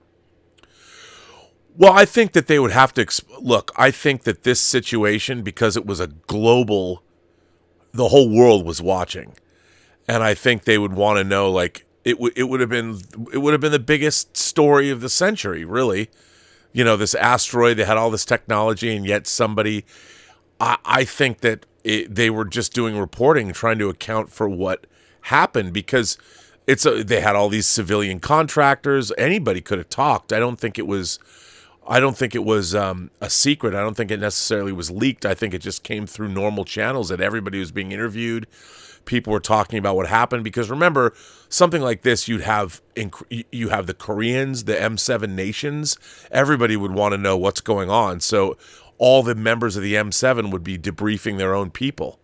So they would have to explain exactly what went on. And remember, not everyone knew about the intelligence operatives. They didn't come out and go, "We're from the CIA, we're taking over," until the nations of the world decided or gave the go-ahead to invade the North Korean sector of the base. So I'm sure it was just everybody was talking. Once the cat was out of the bag and once the asteroid settled into Mars orbit, they had to, the cat was out. I mean, they weren't going to be able to keep a lid on any of it. But I was surprised. Like, I would have thought Dev would have, because I think that the Dev would have said, "Look, maritime law, this is ours. We took it and we pushed it here. And you can't claim, like you said earlier, you can't claim it. You don't own this asteroid. I just pushed it around. What are you going to do to me? There's no law that says I can't, that your ship burned 5 minutes longer than it was supposed to, the engines, and all these people were fighting over what crime did we commit. Mm-hmm. There's no. It would be interesting. What were the legalities? I don't think there even were.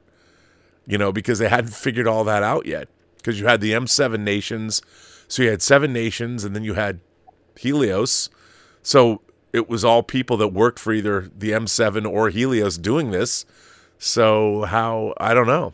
I mean, all I know is that asteroid now belongs to Mars. So Yes. so it'd be interesting to see who claimed what.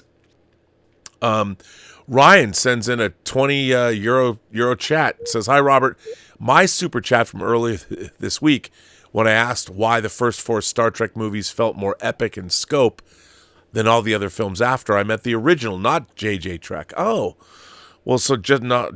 That's a clarification. So I thought he meant why did the JJ movies look more epic than the original Star Trek movies, but he means the reverse. And I think, look, you know what? To create epic storytelling, it's all about emotion and personal stakes. And the more personal the stakes are to an individual, and that's why For All Mankind works, because all of our characters have stakes in the big game. All these the big players, you care about each one of those people individually. And what they did with this season, you have all these different factions. You have Margot on Earth wondering what's going to happen. You have Aleda's happening. Daniel Stern running NASA. You care about all of these characters. And so the show feels epic because the stakes, while personal, are holistic and global in nature in terms of what every character wants.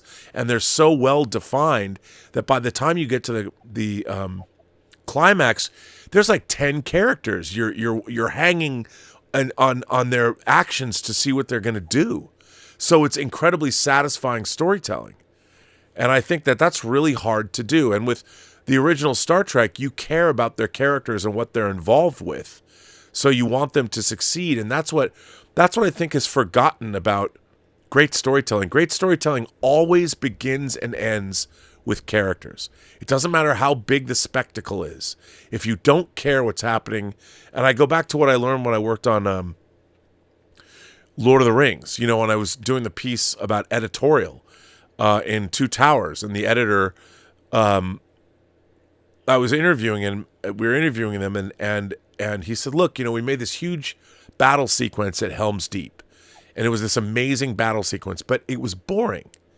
He said we all got battle fatigue when we watched it. And it wasn't until they re-edited the sequence, always showing us what was going on with Aragorn, Legolas, and Gimli, and then certain members of the elves. And we were always going back to our characters. So no matter what happened, this gigantic spectacle of the battle, it ultimately meant nothing unless you were always checking in with the personal story of our characters. How does it affect them? And, that should be whether you're watching a Transformers movie, a Godzilla movie. I mean, I think why people like Godzilla -1 is not just because it was the Godzilla stuff was cool. You cared about the characters and what were they going to do, and you had a character that, I mean, I can't even think of something more humiliating than to be a kamikaze pilot that never fulfilled his duty. You come back from the war. Come on, man, you're a kamikaze pilot. Why are you still alive? That would be like the ultimate shame. Be like, oh. But that's what that movie had in it. And I think another very interesting part of For All Mankind was Lee's, I guess, experience. Because remember, he was there the previous season when he was the first man to land on Mars. Yeah, and lived by himself, crashed and survived. Lived by himself, joined the other crews, and stayed there. And I don't know whether he ever left. He might have been there for 10 years later and not seeing his wife, Robert. He might have actually been there that long and away from her. And I thought it was really interesting when he talked about how important it was to have family around, how important your family is. And it is really interesting looking at that element of the story in For All Mankind, and the desire to be close to your family, have them near you, how much it meant to him. He's been waiting a long time to see his wife. Robert, how satisfying was it when she walked in from Oh, that cargo area and she ran over to, she almost didn't even know what to expect until that last moment. He almost looked like he didn't believe he was going to see her, I no, right? I thought it was great. And if you think about that, I mean, they don't. You have Kelly and her son, and Ed, her dad. Then you have Danielle, and her family. Her kids and her husband. You've got our The Mayans. all the different families that's part of the show as well. What does it mean to have family, and what does it mean to and I think that's another underpinning of why the show is successful, is because we in the modern age, we've done such a good job, especially in this country, of like, people aren't having kids. We're moving away from the nuclear family, the traditional family structure, and yet, based on our very biology, that's how we've organized our civilization for so long. And we move away from it thinking we can get away with it. Like, yeah, we can. I don't need kids. I don't need to do this. I don't. But that's something that is, I think, atypical as far as human history is concerned. So, but yeah, I mean, it's all that comes back to great storytelling. It's so good. And just, I have to say that they've also done a wonderful job in those interiors for all Oh mankind. yeah. Interior habitats, habs really, that look very realistic. This is what I guess it was just so beautifully done. And certainly they have been also incorporating culture for that time period that was important as well. In a sense, there is a pop culture element too for all mankind. Oh, and it's great. I mean, my phone was ringing. I'm like, who's calling me now? Michael Nemo says Mando feels like a cartoon because Favreau, who made a comic book movie, Taika Waititi, who does comedies, Robert Rodriguez made Spy Kids, and Filoni does cartoons, and they're all made by Disney. Well, I don't know. I mean, that might be true. I think part of it, but remember, Jon Favreau also made Swingers, and he also made even though Iron Man's a comic book film, it felt very much like an adult movie. So I don't have a I don't have a problem with that, but I think, yeah, I mean, maybe that's that sensibility. I don't like the idea that Star Wars is somehow lesser storytelling than, say, The Godfather, because I don't think it is. And I think that they need to step up their game. They really need. The problem with any of these franchises is the stories are become fraudulent. They're not authentic storytelling anymore.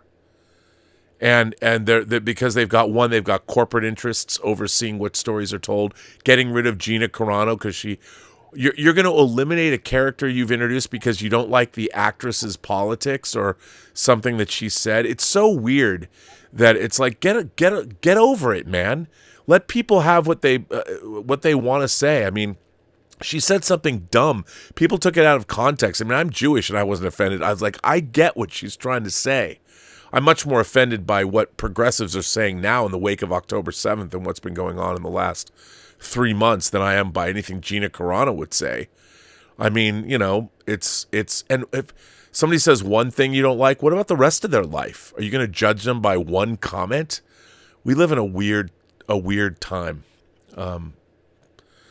But I don't know about that. I think that there is a level of maturity, and it's silly to say that a level of maturity, because Star Wars and Empire, fantasies they may be, are still rather mature films.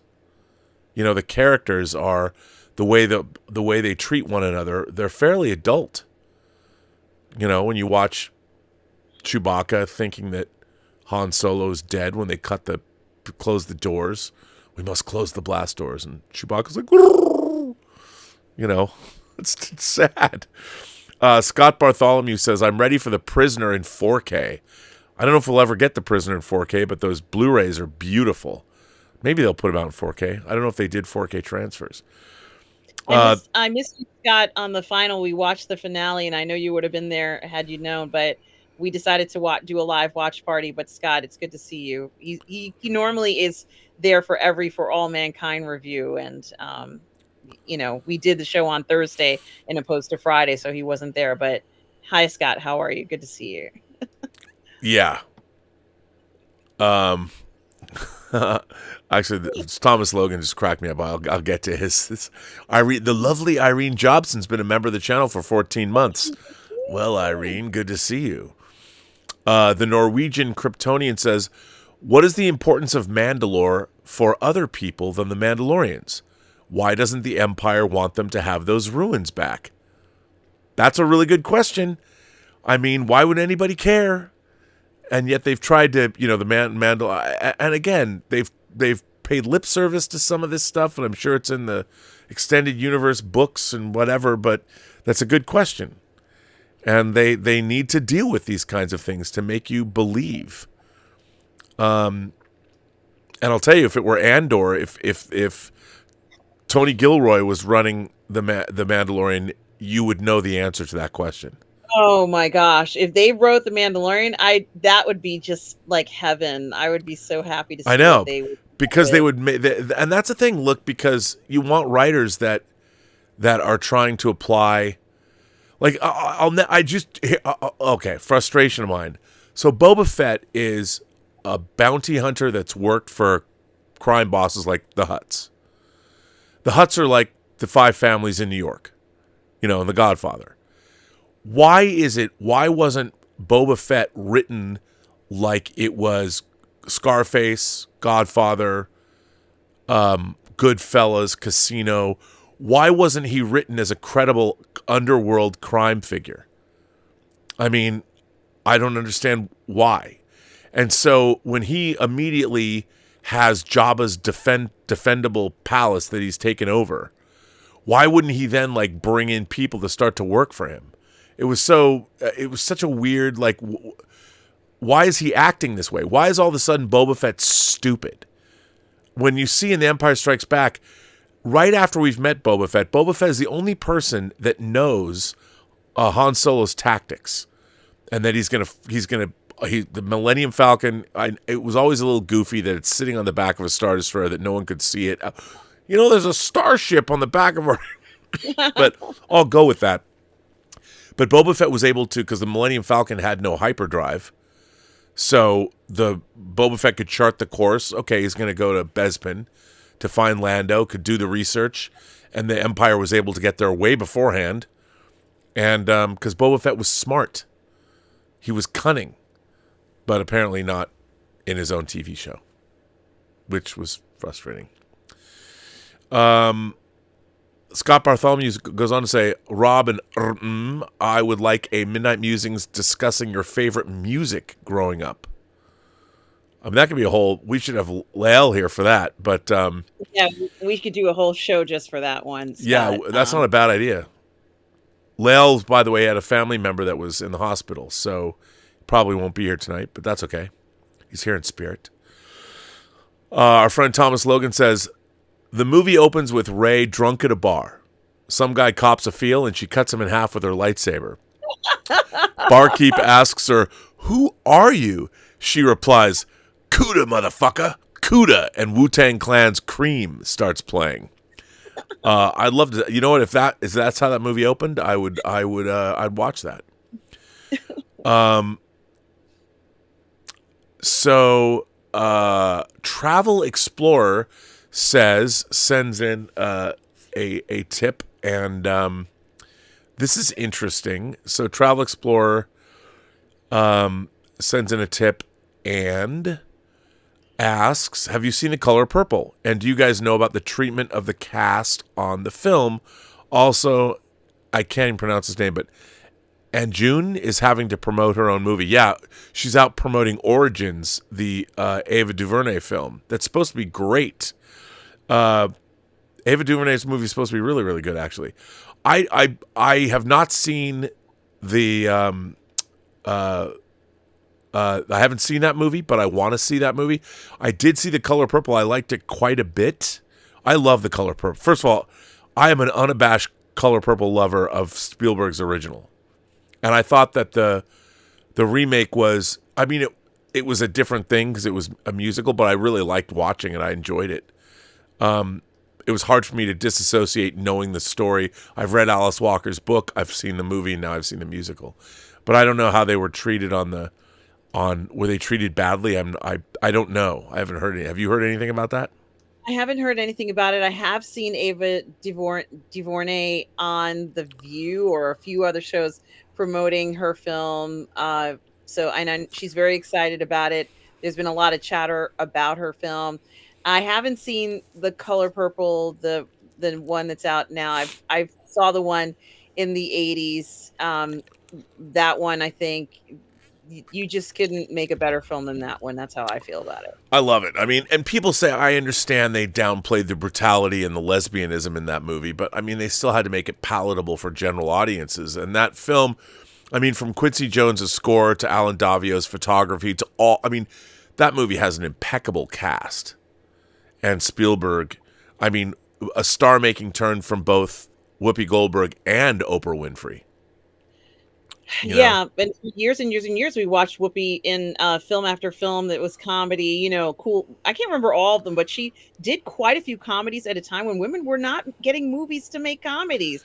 But No. Whoopi Goldberg kept getting cast in different comedies that were fun, and she was good. And I liked her films. She's very talented, but I think that this absolutely, The Color Purple was her best performance. Maybe one of the top 10 performances of an actress I've ever seen. No, she's amazing.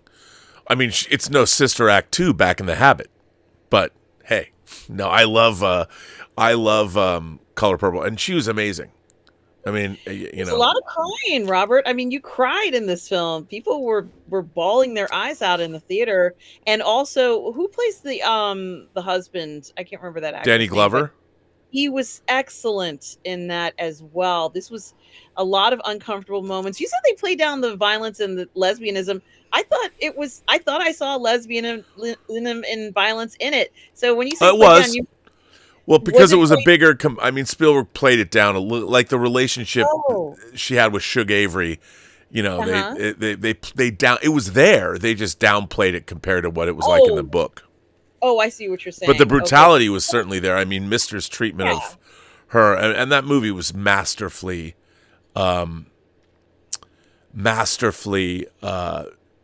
directed. I mean, Spielberg's, and a lot of people said that it was too pretty. It's too gorgeous, and it was, and it's like, okay, I get it, but it was, Quincy Jones's score is so good too, and it was.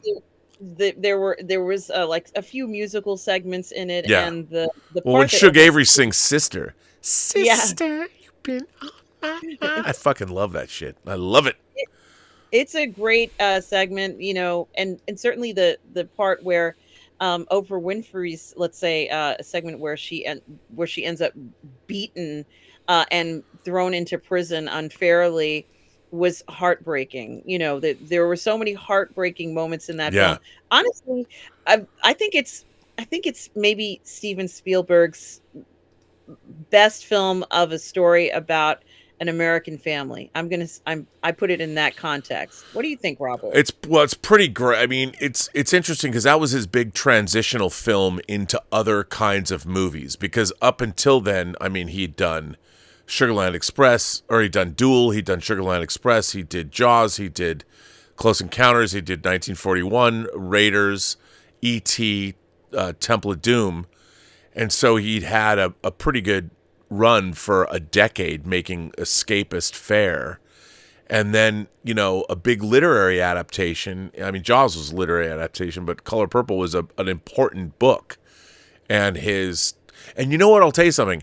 Can you imagine if he tried to direct that movie today, the backlash? You can't have a white Jewish director directing Alice Walker's seminal book about, I mean, and the thing is, but at the time, no one else could have gotten that movie made. And he put his neck out and got it made. And that film, look at every single black actor that other than, the only thing that's always surprised me is Denzel Washington is not in The Color Purple. But if you look, everybody from Lawrence Fishburne is in that movie. Let's say famous black actors. But Robert, the film was made with love. The Color Purple is a film that was made with love. And as I'm not going to say, I'm not speaking for Steven Spielberg, but it's clear that he loved this story and he put his heart and soul Oh my into God. it. Yeah. I mean, and it's so gorgeous to look at too. It's just a beautiful, and I'll tell you, the second time I ever cried in a movie was when Nettie comes back with her family Yeah. from Africa, Yes, and yes. and then they see each other, and you can't help with the music and the way it looks, and it's incredible. It's an incredible movie, which just came, the 4K is beautiful too. So, yeah, it's a really great film. It really is. And I think that getting a quality film like that, it's not a common occurrence. We were very lucky, Robert, that Steven Spielberg decided to take it on because he didn't have to take that project. He didn't have to.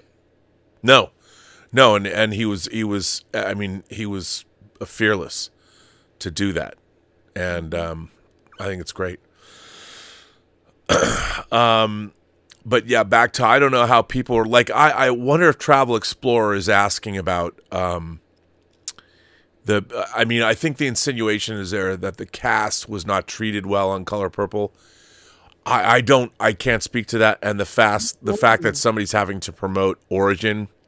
I mean, these are two obviously black films by black filmmakers, but look, Oprah Winfrey was producing and Spielberg was producing. I can't imagine that. Maybe people were treated poorly. I'm not sure, but I can't imagine that. And then, unfortunately, a movie like Origin, it's the world we live in today. When we were doing Tango Shalom, we literally were passing out. We too were passing out postcards on the sidewalk to get people to go see our movie when it was at the AMC 30 or whatever in Times Square. It's like, please come and see our movie. Which now we have to change the title. What? People are, yeah. So here's something really interesting. Because it's a Jewish-themed movie, our distributor suggested, because of the rise of anti-Semitism in the world, that we should change the title from Tango Shalom to Forbidden Tango. And they sent us a new poster. So it'll be... Yep. I can't believe it. Yep. And the poster actually they made was good, and I'm thinking to myself, wow, I never would have thought that the world. I mean, I always knew there's anti-Semitism in the world because I heard it my whole life, but to see it bubble up and take over, and see what's happened since October 7th. The lack of condemnation from women's groups about what happened on October 7th. And of course, I was reading an article today that Robert Harris, who wrote, he's a great author. He wrote a book called Fatherland that speculated a fiction. It's a detective story about what happens. Made into a movie. Right? Yeah. And it was funny. He was talking about in different war, like how in wars, especially like in World War II, how many civilian populations were bombed, and how we killed 100,000 Japanese in one night, firebombing when the Allies were firebombing Japan, 500,000 civilians, and how he was pointing out that what is Israel supposed to do? Israel's been aggressed upon since its inception. And it was a really angry article. He's like, because the UN, South Africa has never been a fan of Israel because for various reasons Israel had to at one point support the apartheid regime in South Africa, which was, I think, wrong, but they did. So in the UN, Israel's being condemned as an apartheid state, and they made their presentation today, which I haven't read what the outcome was. But yeah, it's been an interesting time. This is an interesting week, getting a poster saying your movie that you produced and edited, you've got to change the title of it so it's less Jewish. And I'm like, okay, good to know. Good to know. So that happened this week too. So pretty crazy. Michael Nemo sends in a chat and says, I watched a reactor channel for years, and I realized that they're 99.9% positive. I asked them about this, and they said they don't want to be a rage farm channel. I call BS because they interview stars a lot. Well, I don't know. I don't know what you're saying there, because you're saying they're already 99% positive, and are you insinuating that they're positive because they interview stars, or are you saying that they're disingenuous? I mean, it's a really interesting thing, because on YouTube in the movie pundit space, I think it's an interesting place to be. Like, there's a lot of people that, like, I'm friends with everybody, and there's channels that I'm friends with people that other people don't like. And it's weird because I get branded a lot of things because I just like talking to a lot of different kinds of people, and I watch a lot of different kinds of YouTube shows on all sides of different ideas.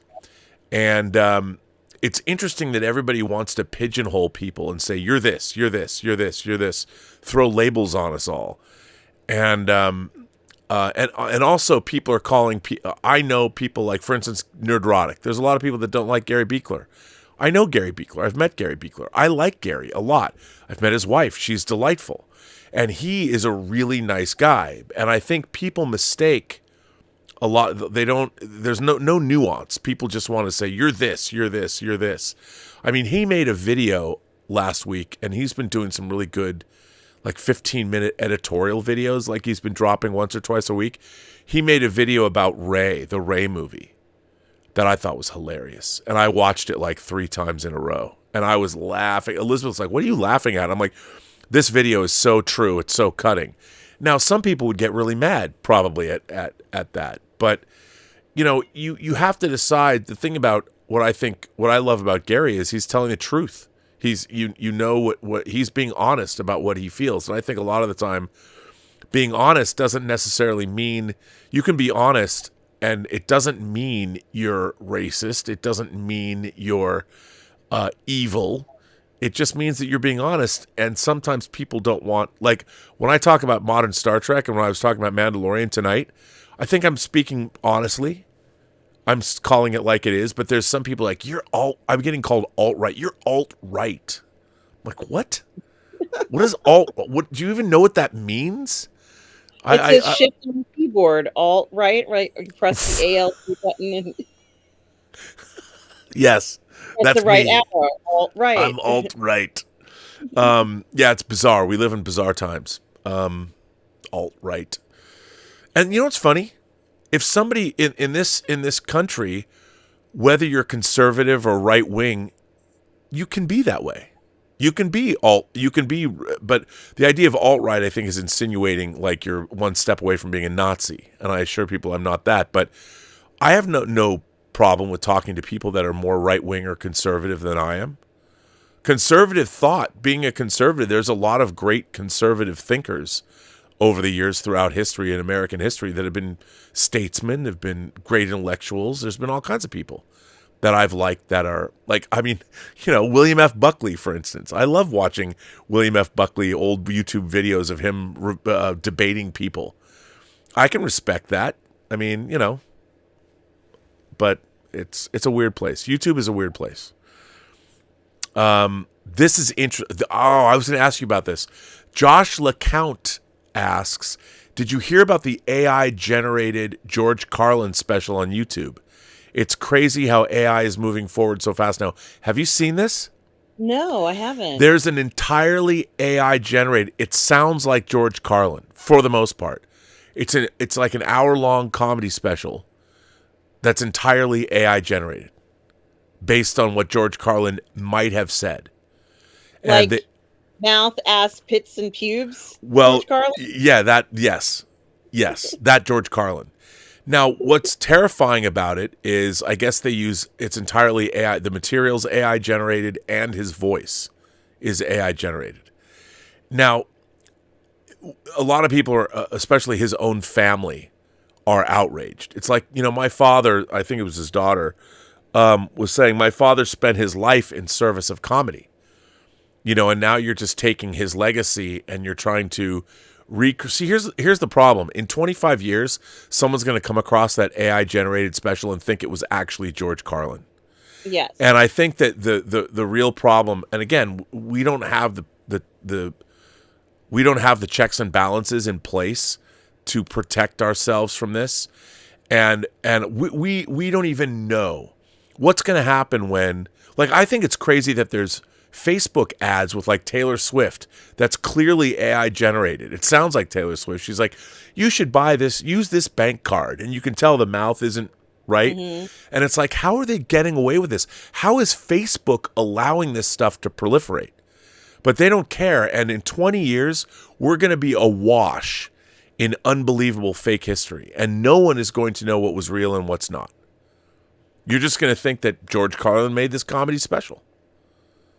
And everything as we get deeper and deeper into it, in 50 years, no one's going to know what's true or not. Like, I'm just going to assume, well, I won't be here in 50 years, but people should just assume that what they're going to watch from now on, don't trust any of it. And it's weird because I don't think people understand how crazy it's going to get. And it's going to be for how things are going to be weaponized against people. It's going to be bad because we don't have the checks and balances. But it's going to be interesting. It's going to be interesting. Michael Nemo says, I'm saying that they react to trailers and are excited and gasp at everything. Oh, okay. They never say, meh, or that looks terrible. Who likes everything? Well, that's true too. I mean, I don't think people should like everything. I think you should be honest, you know? We don't like everything. We're just ripping. I mean, you have to have critical acumen, don't you? Well, I think there's also having a certain aesthetic, and it is going to be different for you versus me because you are industry professional, and your aesthetic for product is going to be different from mine because I'm not an industry professional. And I acknowledge that we're going to have certain biases. It's true. However, I do think that there is a certain aesthetic when it comes to looking at cinema and quality of productions and quality of writing. You know, there is a certain aesthetic to that. And certainly criticism has to play a role in order for you to judge whether or not a writing is good or bad. So there is going to be a certain level of criticism. There are very few perfect movies and very few perfect scripts out there. 100%. I totally agree. And look, I like people's different points of view. And you know what we like and what we don't like, and who we are obviously defines what it is that we like and what we don't like, and our level of appreciation for things. But I think that everybody can identify. Look, I like things that I know are not good. You know, and there are things that I like that I would never tell somebody. I would never recommend this. I would say something like, for instance, I'm a huge fan of this Fritz Kirsch directed movie called Tough Turf that stars James Spader and Kim Richards.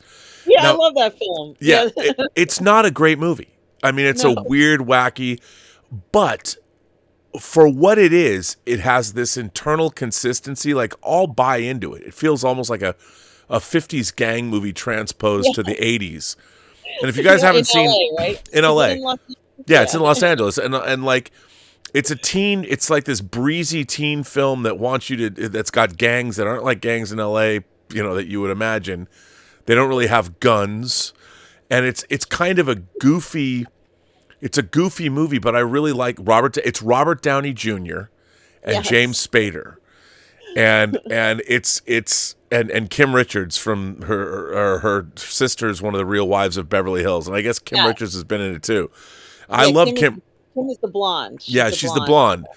And, you know, she's the girlfriend of this gang leader. But the gang leader's like this white dude who carries a knife, you know, and they do things like in the beginning, James Spader rides a bike to school and they wreck his bike.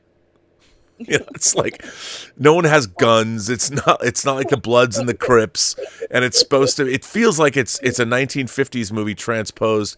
but there's something about it that I just like. I wouldn't recommend anyone and say you should watch this movie. I like it, but I understand it's not for everyone. So, but I can tell you, I know that it's not great. Yeah. And I can tell you that it's not great, but I can explain why I like it. Yes. And I think that I think people need to understand the difference. But, everyone has, because I do believe that there's objectively great movies.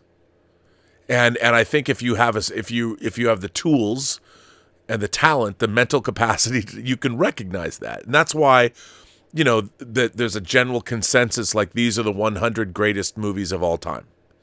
Right. And I think history and a consensus overall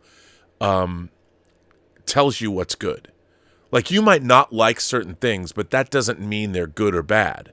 You just don't like them. But if there's a consensus across time and space that makes things good or bad, then you have to assume that there's a reason why people from different years and generations keep coming back to these same things. And because I know people now that'll be like, The Godfather's overrated.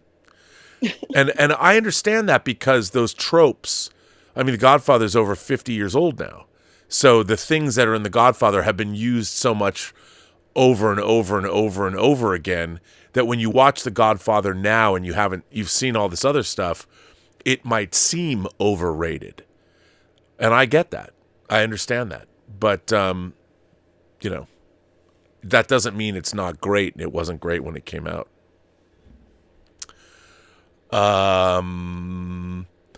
Let's see. Some old guy in Hawaii says, I'm feeling alt-right. I'm feeling too good myself. For all Mandalorian kind. You're a funny man, some old guy in Hollywood. It's still like daytime, and it's what is it, 5 hours? I'm in LA, so it's 5 hours. Is Hawaii 5 hours? Only 3 hours. Is 5 hours behind us? Or 3? I don't remember. So it's still early. Some guy in Hollywood, Hollywood in Hawaii, you can go surfing in Taiwan on now. What is it? 8 o'clock there? Is the sun going down? Chairman Meow says, "Is AI the only chance for Axonar episodes to be completed?" Possibly. Alec Peters has been shooting things. Who knows? I'd love to see. I just want to see him finish it because I want to see what happens to him after it's done. Like, what's he going to do? But have him finish it. I hope it's good. It better be. He's had like 7 years to make it now. It's taken him 7 years to make 2 15-minute shorts. They better be the best 15-minute shorts of all time. I don't think it will be. Hunter Becknell says, it's a big club and you and I are eating the big club. Is that what you're saying? Eating? And I are, aren't in, it's a big club and you and I aren't in the big club. Yeah, that's true. But hey, I like where I'm at. Go ahead. Are you in the big club? I don't know. I'm not quite sure what he means. Yeah, he just says that it's a big club and you and I aren't in the big club. I've been members of clubs before, though. Clubs will come and go.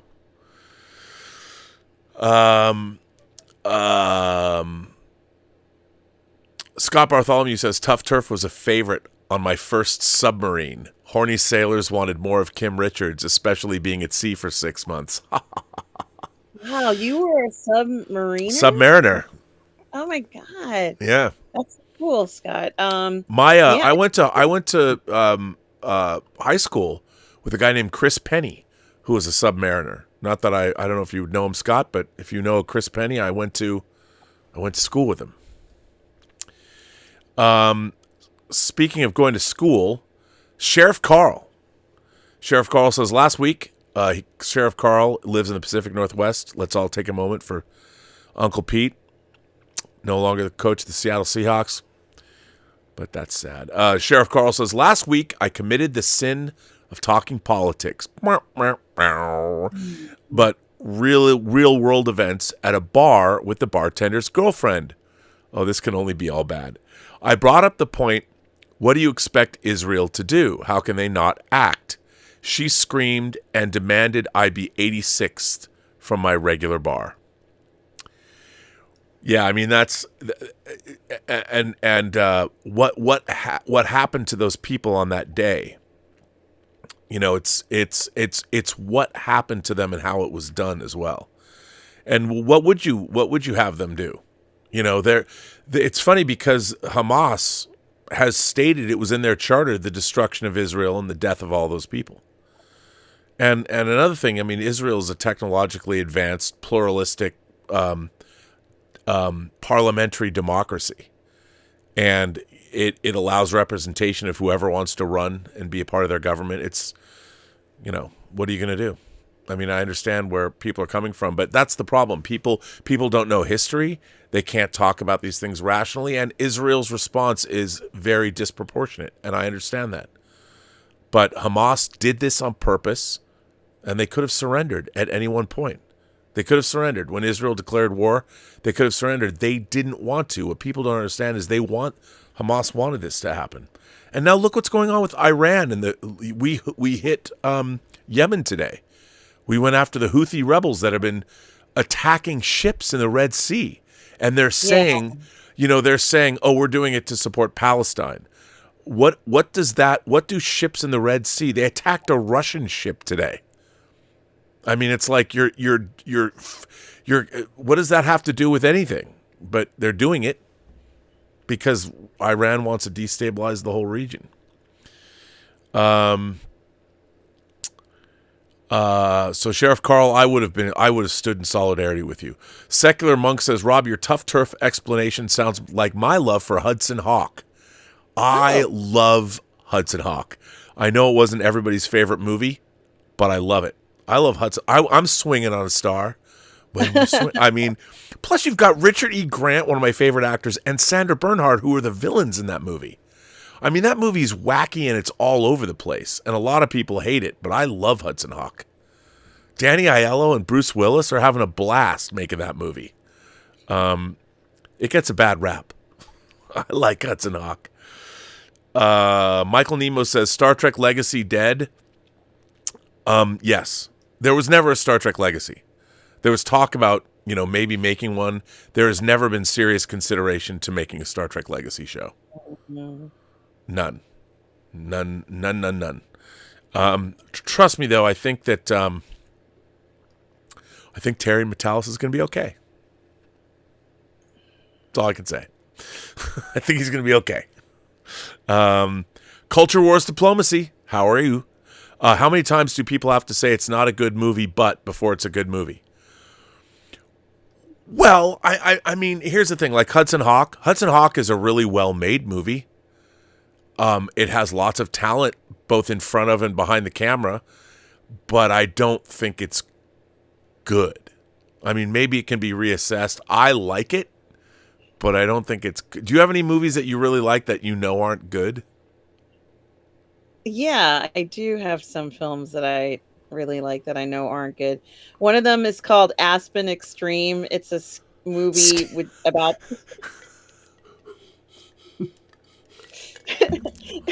You laughed, Robert. You laughed. I know what you mean.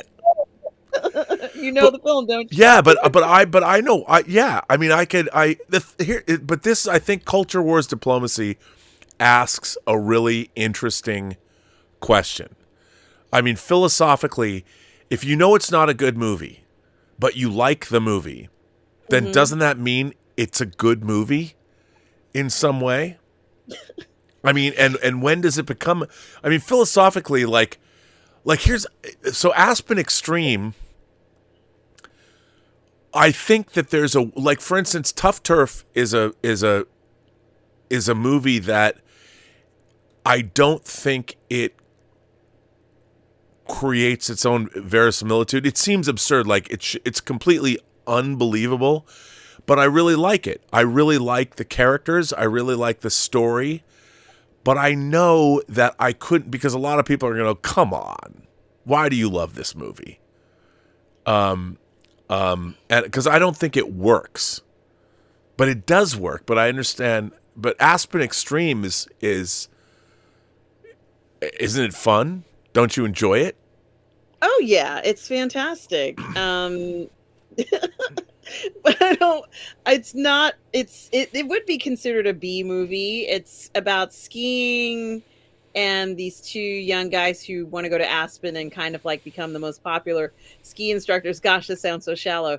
Who want to become the most popular ski instructors and be around the rich and famous, and you know, they one of them gets in with the rich and famous because he's getting by on his looks, and Finola Hughes plays sort of like this rich bitch chick who has to who eats every new instructor and spits them out when she's done with them, and Paul Gross plays the hottie, and Berg plays I guess maybe just not the hottie. And, they have to kind of, they grow apart. They promise to be best friends. They grow apart, and then one guy gets addicted to, well, yes, there's a lot of things in the film that maybe are a little exaggerated, but, it feels more like an 80s movie, honestly, Robert. Yeah. Like 80s B film. But, I love the film. It's one of my favorite films. I've watched it. I own it on VHS and on DVD. And whenever it's on, I'm like, I gotta have to watch this now. So well, it's almost like comfort food.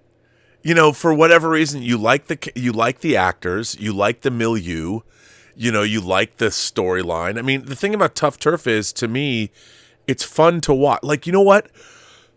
I want to be in that movie. Like, if I was in Tough Turf and hung out with, I'd hang out with James Spader and Robert Downey Jr. I'd be their friends in that movie. And if the gang leader was going to break his bike, I would go help James Spader get it back. I think that's kind of a thing. Like, I would want to be in that movie. And I'll tell you something. For instance, like, people really like Pretty in Pink, but I much prefer Some Kind of Wonderful. Because but they're both cult classics, right? They're both cult classics. But people, Pretty in Pink, I always see Pretty in Pink as like as far as it goes, that's like the A-list. When people think about John Hughes movies, it's Breakfast Club, Pretty in Pink, 16 Marilyn Candles, did Ferris Bueller. Pretty in Pink, didn't she? Yes. Yeah, she did. The dress. She did the famous dress. Yeah. Yeah. And she did a Pretty Woman. She did the red dress and Pretty Woman. Yes. So Marilyn Vance is who I work for when I do Designing Hollywood. It's her podcast. So yeah, but Some Kind of Wonderful, I like that movie better than I like Pretty in Pink, but I identify more with Eric Stoltz's character. Leah Thompson, and what's the other girl's name? Mary Elizabeth. It's not Mary Elizabeth Mossman. It's Catherine Mary. It's not Catherine Mary Stewart either.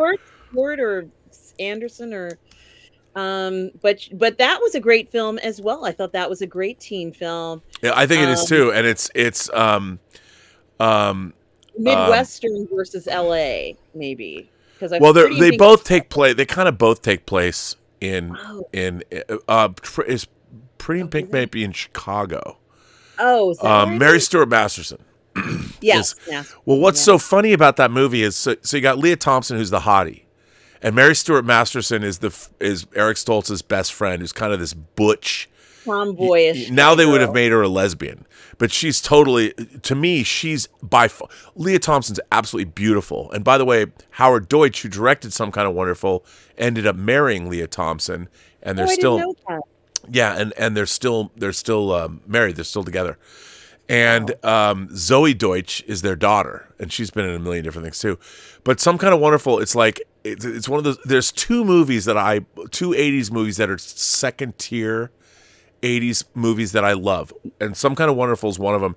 There's another movie called Secret Admirer with C. Thomas Howell and Lori Loughlin, and John Travolta's wife Kelly Preston. And in the movie, Kelly Preston's like the hot blonde that C. Thomas Howell is in love with, and his best friend is Lori Loughlin, who's a brunette, who is clear. I mean, she's the hottie, and so you've got You've got C. Thomas Howell, who's in love with Kelly Preston, but does not recognize the girl that will do anything for you. The girl that you should be tearing her underwear off with your teeth is already she's already your best friend, and she already loves you. But the main character doesn't realize that until the end. And the same thing is true of Some Kind of Wonderful. Like Eric Stoltz has the hot, butch, drum playing girl that would be down for anything. By the way, you know she'd be a dirty, dirty girl the way he wants her to be. And yet he's in love with Leah Thompson. And it's like, come on. Leah Thompson is not going to get down and dirty the way Watts, her character's name is Watts. And you have to wait the whole movie till they realize this. And when I watch these movies, I'm like, you've got a girl who will do whatever you want with you right now, and you don't realize it. And both Some Kind of Wonderful and Secret Admirer. But Secret Admirer has also got this farcical component to it with the parents and it's Secret Admirer is really good too. Both of those movies make a great double feature, and yet they're not top tier. They're not even top tier John Hughes. Secret Admirer is not a John Hughes movie, but Oh, okay. But The Breakfast Club is, right? yes, and he directed that. He did not direct Pretty in Pink, and he did not direct Some Kind of Wonderful. I think Howard Deutsch directed both Pretty in Pink and Some Kind of Wonderful. Yeah, I think he directed both. And the thing is, Some Kind of Wonderful has Craig Schaefer as the bad guy, kind of like the James Spader character. Craig Schaefer is the same character that James Spader plays in Pretty in Pink, although James Spader's better. Yeah. But Craig Schaefer's great. He's such a dick. Yeah, it's good stuff. Baruz Herlov, it's a tough one, says, "Hey Rob and RM, I'm a graduate of Columbia University. I was chosen to speak one time to 200 students and faculty on open-mindedness, seeing things not as tens or zeros, related to our world and architecture. I believe we're moving in the opposite direction." Yeah, we're moving in a we're moving to a dark place. And it's because I think the individuals like me. I want my somebody. Oh God, I heard this great thing last night, and I can't remember what it was. It was I forget the term. I gotta write and ask. This person said something really interesting, but everybody wants. You need to respect my identity. If you're not going to call me the way I want to be called, then fuck you. I will go after you on social media. I will burn you to the ground. I will make sure that you will pay. When did people decide that? It's so weird. Like, I don't demand people call me anything, like, except Rob or Bob, Robert, Bobby. Whatever you want to. It's bizarre. I mean, it's bizarre now that everybody thinks that the world owes them something. We didn't grow up in that world. No. I mean, I grew up in, like, if you step out of your doorstep and go out into the world, I was taught never to expect. My dad said the opposite. He's like, the world's going to kick you in the teeth. You need to toughen up and be strong and protect yourself, because the world will beat the shit out of you. What happened to the Rocky thing? It's not how hard you can get hit. It's how hard you can get hit and get up and keep going, or whatever the quote is. But yeah, it's weird. People are weird these days. I don't know whatever happened to the going gets tough. When the going gets tough, the tough get going.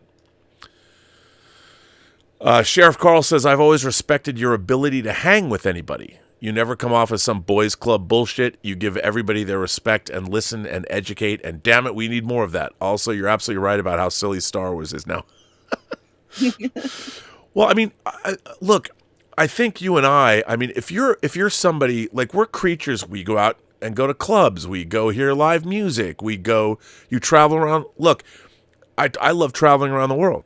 Like, I just like people, and I think that that's the thing. If you have the right attitude, and my late best friend Sean Fanning and I this is the attitude we had when we were partying up a storm in our 20s, which was whatever comes, our philosophy was whatever comes our way. It was whatever came our way, we would make the most of it. No matter where we were, no matter who we were with, we would make whatever we found there, we would see what we could do. Like if we went to a house party and the house party was boring, we would take it upon ourselves to make it fun. We'd look around and go, okay, who's there? And we'd find we'd change the music. We'd get up on a table. We'd say, okay, we're going to do some shots. Let's line them up. And that was kind of what we would do. And that was the attitude, was like, okay, if we're going to, and by doing that, you have to read the room. You can't just be a dick and be like, okay, everybody, we're going to do shots. You'd have to, some rooms that wouldn't help. You have to be able to figure out what are we going to, and if you have that attitude, Robert, I think Lael is trying to join the stream, but he says that he can't get in. I sent him the link. Really? Is there another? That's what he's saying. Hang on, let me send him. Let me send him the stream. Hang on. I've sent him the link that you gave me. And he says send it to Facebook. Okay, let me see. Here, I'll do it. Oh yeah, send it. Can you send it to Facebook? He should be able to get in. I'm glad Lael's back. So yeah, I mean, look, I don't understand. People have this weird. It's an attitude. It is a choice to have a good time. You have to make a choice, and if you fundamentally enjoy people, and I think everybody should fundamentally enjoy people. I keep getting Martika, who runs the Designing Hollywood podcast. She keeps sending me these articles I'm supposed to read before my interview tomorrow with Greg Fraser, as if I haven't read those articles. Come on now. Come on. She knows you've read them. You've read all of them. But no, I mean, I appreciate you saying that, Carl, because I think that's the way to be. But you know what's weird? Oh, now I can get Lael. Lael can come in. Ladies and gentlemen, boys and girls, I am going to put the man, the myth, the legend, the 1/6. You know what's funny? He's the 1/6 scale man, but whenever I say that, I expect him to be like 12 inches tall. He's the 1/6 scale man, but he's really the 1/6 scale man that is beyond his stature is so much greater than being just 1/6. That means he's only 12 inches high. And that's different from how he is in real life. And ladies and gentlemen, boys and girls, you know him, you love him, you miss him. He's L Rockwell. Hey, Lael. What's up, man? First of all, how's your family member who was in the hospital? So that's my uncle. How's he doing? Well, not the best. He sorry to hear that. Yeah, he has stage 4 throat cancer. Oh God, I'm sorry. And what happened was it spread from his throat to his chest and his stomach. So they basically had him on a ventilator. They have him on a ventilator, but he's having problems breathing on his own because the cancer itself is pretty much surrounding his lungs. It's hard for him to kind of get the the air through his airways and stuff like that. So they're waiting to his daughter came up here. 2 of his daughters came up from Kentucky, but now he's waiting for his son because they want to take him off of the ventilator. They want to take him off the ventilator to see if he's going to breathe on his own. Yeah. Because they sedated him. He's been sedated now for like at least 3 days. And so it's tough, man. Like it's really a tough situation. And I'm gonna try to go up. Like my mom was there. I'd actually took her home. Some of the family members are still there. Just showing support and stuff like that. I mean, he's a fighter, so he's been fighting this. But yeah, it's rough. It's definitely a rough situation, and we already know cancer is not. It's it's a crazy thing, bro. Like literally, like we can internalize it a certain way and tell the person to fight, and we're like, you know what, you'll get through it, and we're always optimistic about it. I'm completely optimistic about it, but like it's just a tough road, bro, when it comes to cancer. Like, you just don't know how it's going to affect the person, and if they'll be able to overcome it. Like, it's hard, bro. Like, it's really, really, really, really a hard thing to watch, see, and then to see him like that. You know what I mean? The picture I sent you and stuff like that, to see him in under those conditions is just rough. And the thing is, it's like, we as family members are always selfish, because we're selfish enough to want him here, but if he's in pain, I'd rather you not suffer. You know what I mean? So yeah, it's insane right now, man. It is. Well, you've just jumped into the perfect stream then to cheer you up. Because Hunter Becknell says, well, first of all, Scott Bartholomew, he's got a good. We were talking about movies that we know aren't good, but we love anyway. And Scott Scott Bartholomew's got a good one. Movies that aren't good, Chud. Ha ha ha. Underground humanoid, cannibalistic humanoid underground dwellers. Underground dwellers, bro. See, you've seen it. Yeah. You've seen it. Oh my god, it's pretty good. I saw Chud in the theater, bro. Like, it's films like that they're not meant to be good, but they're called classics, bro. Like, that's the thing, is it's like they're really, really. And if you look at Chud for what it is, it's better than some films that I've seen today. Yeah, well, because it takes it. You know what? It takes itself seriously. It doesn't. The title is goofier than the actual movie, because the creatures are pretty good. There's some good gore and death scenes in it. So now they would just make everything goofy. There was an attempt. There used to be an attempt to, and what's funny about the end of Chud, they become Chads. They become cannibalistic humanoid above ground dwellers by the end of the film. They come out of the sewers. Yeah. I remember this film, Robin. I can't remember the name. It was back in probably late 70s, early 80s. And I forget what it was, but it was these creatures that at night they would come out. They were trying to take this girl. I forget the name of the film, but they were like these little, these demonic little creatures. I know what movie you're talking about. What was the name of it? It was a TV movie called Don't Be Afraid of the Dark. That's what it was. That's what it was, bro. Okay. That movie was terrifying, bro. I don't care what anybody said. Okay. This those. So Guillermo del Toro produced the remake of it, but it wasn't. I mean, it was. Don't Be Afraid of the Dark was one of the scariest movies I ever saw when I was a kid. Hell yeah! It was one of this, and so this couple, Kim Darby is the wife and the husband. They move into this really nice house. And it's like a colonial house, and there's two chimneys, and in the one of the chimneys is like bricked up, and the wife's like gets this handyman played by William Demarest, and she's like, "Can you unbrick this chimney?" And he's like, "No, you don't want to unbrick this chimney." And she's like, "No, I really want to unbrick this chimney," and he's like, "No, you shouldn't," but he does it anyway.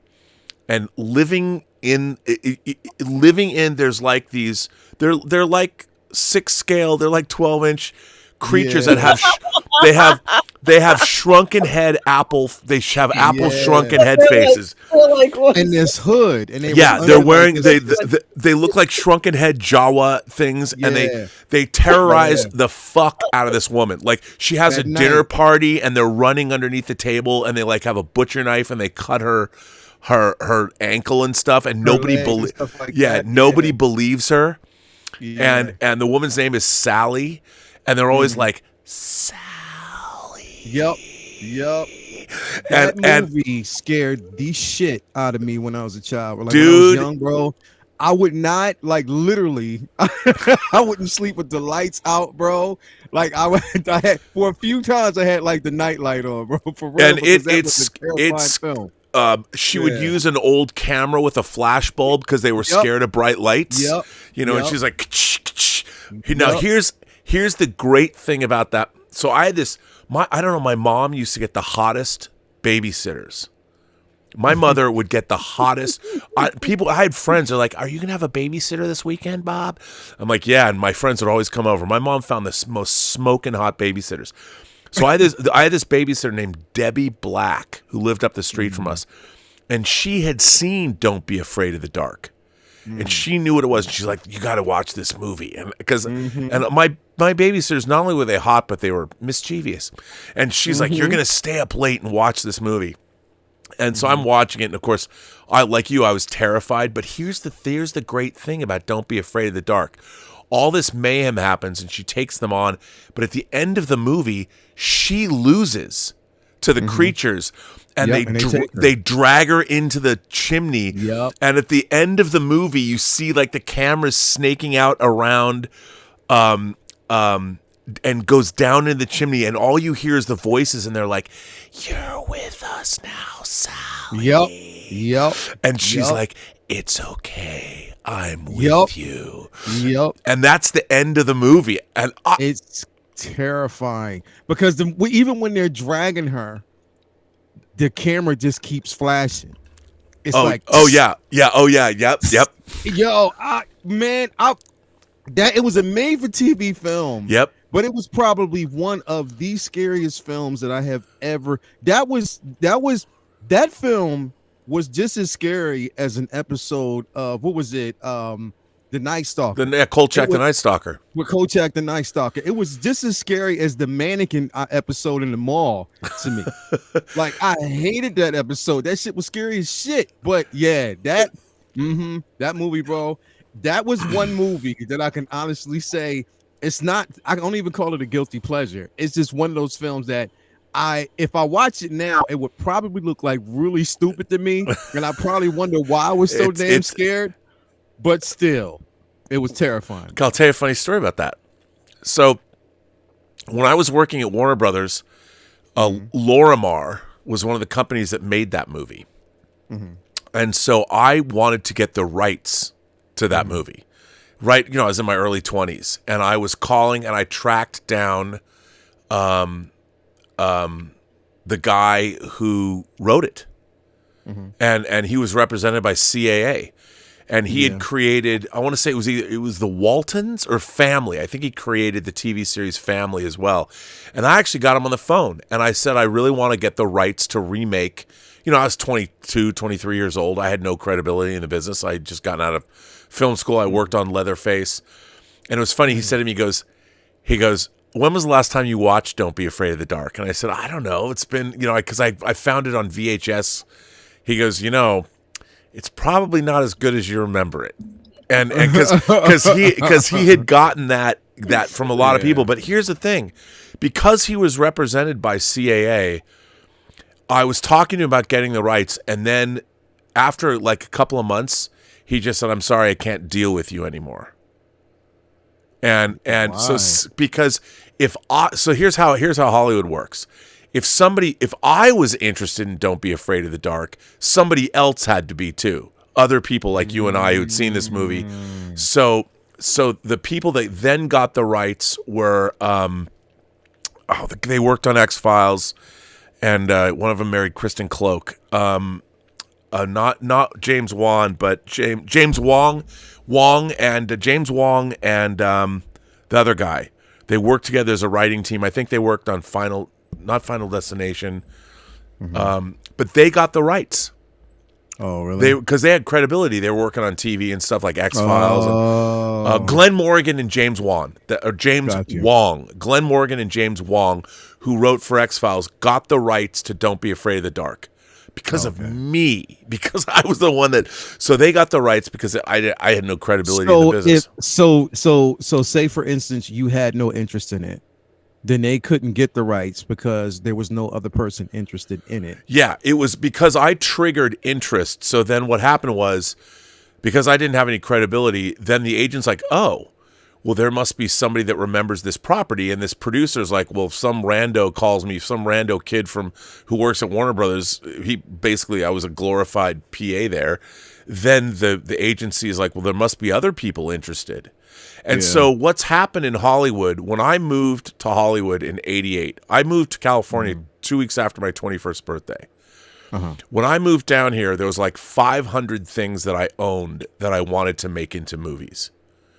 I would say 475 of those things have either been made or the rights are tied up or something. Yeah, and what ends up happening, here's what happens. A lot of people don't understand that. So what'll happen, like Logan's Run, for instance, is a perfect example. So Logan's Run, the original movie, was based on William F. Nolan and George Clayton Johnson's novel from the 60s. Yeah. That the movie was made it came out in 1976. They have been trying to remake Logan's Run for decades. Bryan Singer was involved at one point. Nicholas Winding Refn was involved. So many people have been involved with Logan's Run remakes. But every time they get somebody involved, they have to pay them. So people will write a script, and that means there's money being spent against that movie. So there's been so many takes and so many scripts developed, and so many people have come and gone on that project that Logan's Run has racked up millions of dollars in development fees against it. So you can have a project like Logan's Run so I think Joel Silver owned it for a lot of the time. Warner Brothers had it. Like when Brian was working on Superman Returns, he was going to make Logan's Run as his next movie, and Chris McQuarrie had written that draft of the screenplay. There was an entire previs department on the lot in Sydney pre-visualizing Brian's version of Logan's Run, which took place at an orbiting Babylon 5-esque station that humanity had moved to after the destruction of the Earth. And all of that was being previs. They were spending tons of money on that. And then it didn't happen. It just never got off the ground. It never got off the ground. And but Brian had all this great previs. You could watch like his version of the movie in pre-visualization if you wanted to. But then people have come and gone. So there's millions and millions and millions of dollars spent against Logan's Run that eventually has to be paid back. So in order to do that, in order to make Logan's Run, I would imagine Logan's Run probably, I have no idea the actual number, but let's just assume for the sake of argument, there might be $10 million against that movie that you'd have to account for that they've already spent. So that would have to be paid back, I guess, to Joel Silver or Warner Brothers or whomever. But so that'll probably never get made. It'll probably never. They might be able to pull it off, but that happens a lot. But with Don't Be Afraid of the Dark, when Morgan and Wong got it, they were developing and it didn't happen. And then Guillermo del Toro produced the remake. The problem with the remake that I had was it takes place in this, the house is fucking haunted. The thing about Don't Be Afraid of the Dark that made it so good when I was a little kid is you didn't know that house was haunted. It looked like a normal house in a normal neighborhood, and it was like it would fuck you up. Those creatures came out of the chimney and they would fuck you up, and you would literally fuck you. And the thing is, they were fast. They were so fast. Yeah, they were little motherfuckers, but they just made you If you need to watch this, if you ever get a chance to watch this film, watch it. You'll laugh your ass off, and you'll probably come at us and be like, "Why were y'all afraid?" But I'm telling you, back then, when you watched that film, it would have made perfectly good sense because the fear factor of this film was before its time. Because the voices, they even use those tropes. They use those tropes now. But it becomes a trope because it's like, all right, they're always using the voices and stuff. But back then, when it wasn't as popular as it is now, that shit was terrifying. I can still hear it in my head. It was like, Mom, it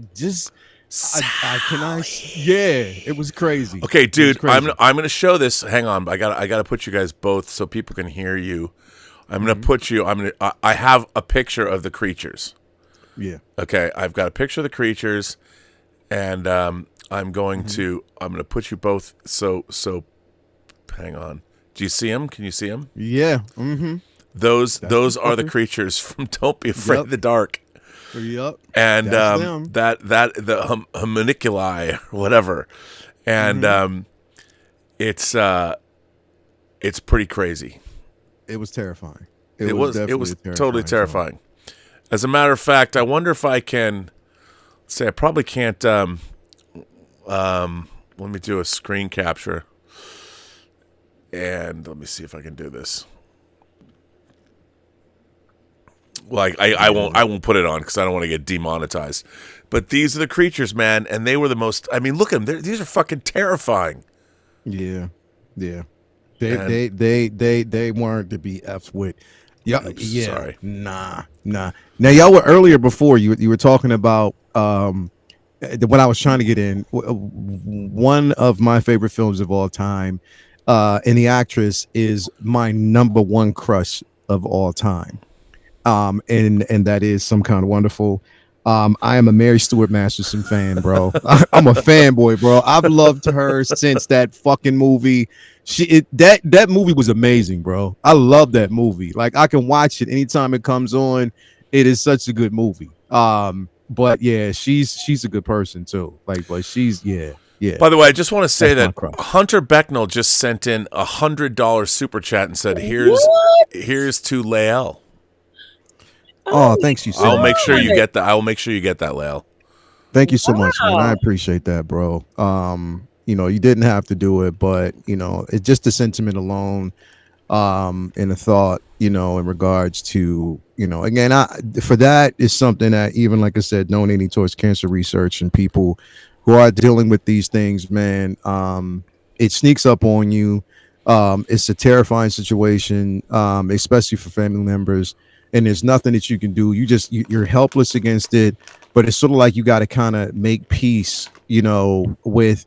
And I tell people, anybody, if you're holding on to certain grievances and things against family members, please let it go and forgive before that person leaves, for real. I mean, because none of it is worth it. And just seeing everybody in the room, his daughters, and I feel for them more so than anything.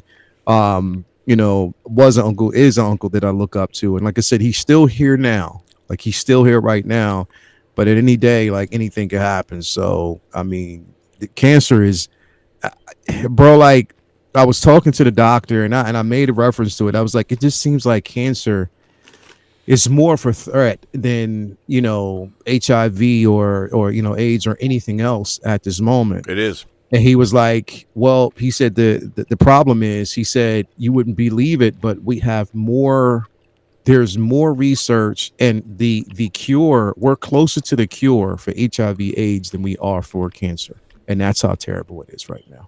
Yeah. That's how terrible it is. They said they are closer to making headway there than it is for cancer. You know what I mean? Like, this thing is spreading like wildfire, and it's just getting worse and worse and worse. And I implore everybody to please not only eat healthy, but just daily, like yearly checkups. Do those checkups as much as you can, and just really keep yourself safe. And that's all I can say about it, man. Russell Brand I was watching. It was a stream yesterday where he was covering what are called turbo cancers. Mm-hmm. And at first, I was looking this up, saying that turbo cancers are like fictitious, like crypto cancer or something, but.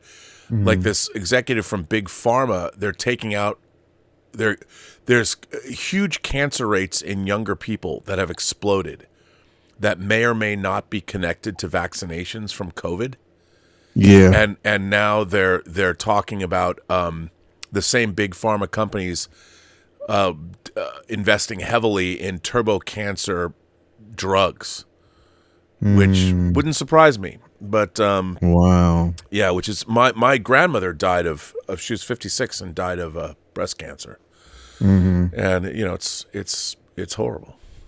Yeah, it is. It is. Hunter Becknell also says the big club, what he was talking about earlier, is a bit that Carlin did. Oh, that makes sense. I didn't realize that.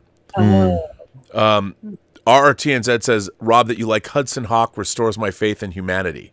It's so enjoyable. We've all had bad movies that we love and shouldn't be afraid to admit it. Hell no. Reboot needed, says Guilty Pleasure, Tango and Cash. That was being reshot when I first started working at Warner Brothers. If they actually did a reboot, the Used Cars, would you watch it, bro? Oh my God. Used Cars was an amazing. effing love used That's cars, Robert bro. Zemeckis, who directed Back to the Future. Yep, Used yep, Cars is the greatest thing yep. ever. Yeah, bro, it is. I It love is. used cars. Dan Candy Yeah. wants to know, can you give us a tease of what AI Rob would sound like talking up Star Trek Discovery and Strange New Worlds? Yeah, I can tell you that this is what would happen to AI Rob if he started talking about Strange New Worlds or disco. I'd be like, let me tell you how much I love Star Trek.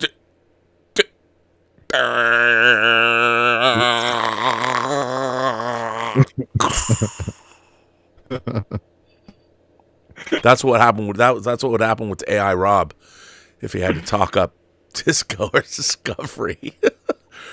Chairman Meow says, why after Free Enterprise rebooting Shatner's career and the work you did on the DVD documentaries, why haven't you been able to get into producing Trek?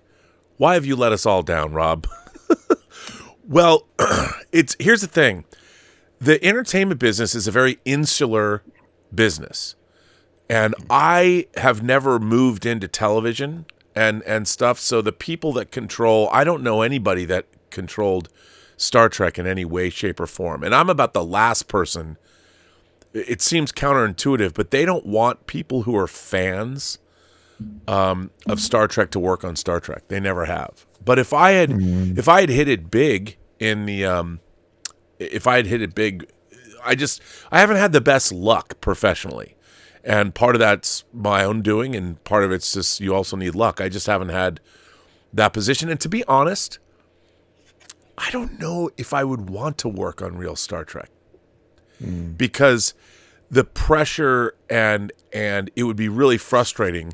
Like even Rick Berman and Brandon Braga, when they were making Star Trek Enterprise, they'd done 3 previous shows, and when they got to do Enterprise, they had to deal with the network, and the network was telling them what they should do, and it's like it would drive me crazy. I don't know if that would be I mean, I'd love to give it a shot, but my career never put me in a position where I would ever be given credibility enough to do something like that, unfortunately. Sheriff Carl says, our current culture likes to virtue signal through posts and show wisdom from borrowed memes. It's very not authentic, nor is it clever. I find it all corny and boring. I think the arts suffer because we shun the outsider who goes against the grain, and it blows. I agree. I mean, we don't, you have to, our society is so driven by, as much as I consider myself a capitalist, nobody wants to take a chance on anything anymore. Certainly our corporate culture doesn't want to. I mean, I wonder, even, I was listening, there's a rapper, he can sing country. He looks like Machine Gun Kelly, but he raps like Eminem. His name's Pix, Phix. Have you heard of this guy? Nah, never heard He's of all tatted up and stuff. I was watching, he's a big TikTok star, and I was watching him sing, but it all sounded auto-tuned.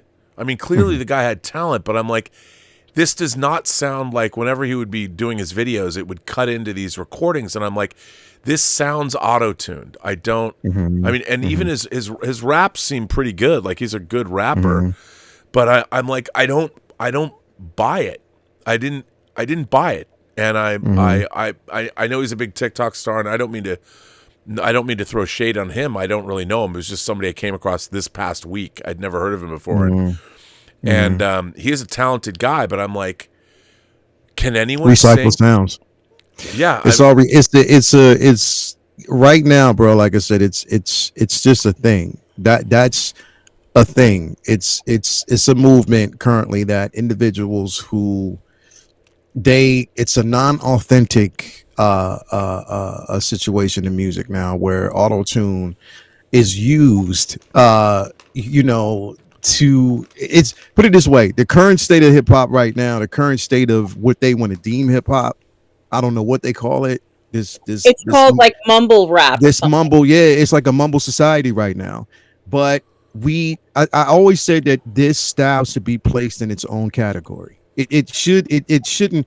You shouldn't place that with hip hop. You shouldn't place it in that same category and call it hip hop. It's okay if you want to have a genre of music of your own where you can express yourself and be as expressive. Okay, cool. You can do that. But don't saturate an art form that's been around for years with this, and you want to label and slap hip hop on that, and it's not it's not functionally working, because all you're doing, and I think a lot of people are under this, they have this, and it's been going around pretty much a long time. Like, people really, really feel like it's an agenda to saturate a genre of music and to be dismissive of its value and to kill it. You kill it at its root. What you do basically is, in order for you to destroy a message, is you employ and inject gibberish and call it art and make it a fad. You're not making it a fad, but you just make it it's a growing genre, and people are latching onto it, not really understanding that they're really, really destroying a culture of music that has lasted for a long time. You know what I mean? And a lot of these cats that talk about half the shit that they talk about, we call them studio thugs. Because outside of that, you don't believe in the shit that you're talking about. It's just you're just knowing it because, like I said, it's just a way for you to make money, or the studio's telling you that's how. Because you're not really making money, you're making them money. You're just chump change compared to what you could be making if you were independent. And now, even being independent right now isn't a safe space to be in. Autotune right now is to make someone who's not confident about making music sound better. That's what it's about, bro. Yeah. That's this guy. I mean, he clearly had. I thought he had talent, but it was just. It's a weird. When I wanted to hear him rap, when he would rap, it sounded like suddenly he cuts to a produced track, and I wanted to hear him freestyle with nothing. Just give me. If you can freestyle, you can freestyle without beats. You can freestyle without any kind. I want to see you freestyle. Do it. Yeah. Scott Bartholomew asks, what are our thoughts on The Crow? I love The Crow. It's coming out in 4K this year. I think The Crow is a masterpiece. It's got a great soundtrack. It's one of my favorite comic book adaptations. I love it. I love the feel of it. Graham Revel's score is incredible. It's beautiful. Alex Proyas did a great job directing it. I love The Crow. I love the feel of The Crow at that time. Like, it was just like this golf centric era of just a superhero film, very dark, gritty. Music was injected. Like, it's definitely a cult classic. You want to hear something scary? What's up? 2024 is The Crow's 30th anniversary. 30 years old. Damn, bro. I know. We're all going to die soon. Damn, bro. 30 years old. That is some shit. Can't rain all the time. That's insane. That is insane. That is literally insane when you say that, bro. Wow. I know. Incredible. Mashby asks, did you all watch All the Light We Cannot See? Elizabeth, I watched like a couple episodes of that with Elizabeth. I haven't seen the whole thing, but I like what I saw. I think that was directed by Sean Levy, who's directing. He's a producer of Stranger Things, but he's directing Wolverine or Deadpool 3. All the Lights You Cannot See. Yeah. Takes place during World War II. I did not see that movie. It looked good. I did not see that movie. Rob, see, y'all going, okay, so I have to confess. Uh-oh, here it comes. Me and Toya, because it just took us some time because of everything that we had going on in life. But we just sat down and watched and finished Oppenheimer. And what'd you think? It deserves every accolade that you can actually give. I agree. Yeah. It does. Cillian Murphy, bro. Like, literally, him, Robert Downey, even what's her name? Too. Matt Damon, Emily Blunt. Florence Pugh killed it, bro. They all just won Golden Globe Awards last weekend. Emily Blunt. I think like one of the standout performances for me was Emily Blunt, because bro, she was powerful in that film. Just the scene when she was in front of him, and you thought for a second that she was gonna fold, but then she just got real serious and just made a mockery out of it. But I was like, yo, that was so dope. I love that film, bro. We watched it, and the thing is, the way it was done, it's the intensity behind it, bro. The intensity behind certain scenes, just like you can see the pure misery in this man of, just at the thought of what he had done. And, again, the warnings that were given, just how they tied the conversation that was had between him and Einstein in at the very end of the film. Like, I thought I didn't even know that what's his name was in it. What's his Solo? I didn't know he was in that film. I had no idea. Alden Ehrenreich? Yeah, I didn't know, and he was good. Dude, everybody was in that movie. Everybody was in the damn, bro. How did they afford that cast, bro? They all wanted to work with him. There was so many people in that damn film. Like, how did they afford to have everybody in the film, bro? Because he's Christopher Nolan. He calls them and goes, how would you like to be in my movie? Everyone's getting paid scale. It's favored nations. Bro, like he had everybody, and I mean everybody in there, bro. He even had Harry Osborn in the film. I was like, yo, come on, man. But it was an amazing film. I loved it. By the way, if you look, Alden Ehrenreich he made a great movie this year called Fair Play that's on Netflix. Mm-hmm. It is a mean-spirited, nasty piece of work where you just got to watch it. It takes place in the world of high finance, and he gives a great sniveling performance. He's a brilliant actor, bro. Like, he's definitely a brilliant actor, bro. Like, literally needs to be getting more roles because he's incredible. He's definitely incredible. But yeah, that movie, I really loved it. And if come on, man, give Cillian Murphy Doom. Give him Doom. Just let him play Doom. Just let him play. Go ahead. He would be great. He would be great. Give him the role. He's great at anything he does. Everything he touches, he's gold, bro, because he has so much range. He is a brilliant actor. He is an actor's actor, bro. That's just the way I see it. He's incredible. He's brilliant. Yeah. Scott Bartholomew brings up another made-for-TV movie that came out a year before Don't Be Afraid of the Dark called Gargoyles with Cornel Wilde, and that scared the shit out of me. Gargoyles is great. I have that on Laserdisc, actually. It's right over there. Man. Gargoyles rules. Gargoyles was crazy. That was it was funny because there was like all these great TV movies that were hardcore in the 70s, like Satan's School for Girls, Sweet Hostage, Killdozer, The Stranger Within, and like Trilogy of Terror with Karen Black. Somebody brought that up. Thomas Logan brought up Trilogy into Terror. Karen Black with the Zuni fetish doll segment, which was awesome. Yeah, that's great stuff. Matthew Good says They Call Me Bruce is a silly movie, but it makes me laugh. Wraiths X7 says a guilty pleasure I have is the 1986 film The Eliminators. That's like a Charles Band movie. I think that's an Empire picture, but you're right. It's all right. Just Plain Steve says Invasion of the Body Snatchers came out the year I was born, which would be 1978. The human-faced dog scene in the movie terrified me. Nightmare fuel. First of all, so that's the second version of Invasion of the Body Snatchers. Philip Kaufman, who co-created Indiana Jones with George Lucas and then directed like the right stuff. Invasion of the Body Snatchers is legitimately one of the greatest sci-fi horror movies ever made. That version, the paranoid version. It's Jeff Goldblum and Leonard Nimoy and Donald Sutherland. Sutherland. That movie it's so good. Bro, it was chilling at the end because I didn't see it coming. No. I didn't actually see it coming. And even the scene of him, it always plays back in my head, the scene of him when he fell asleep and you saw the different dupes of him around being made. I was like, yo, that is disgusting, but I was like, it's terrifying. I was scratching. I was like, it was itchy. I was like, yo, this is incredible. No, it's that movie's great.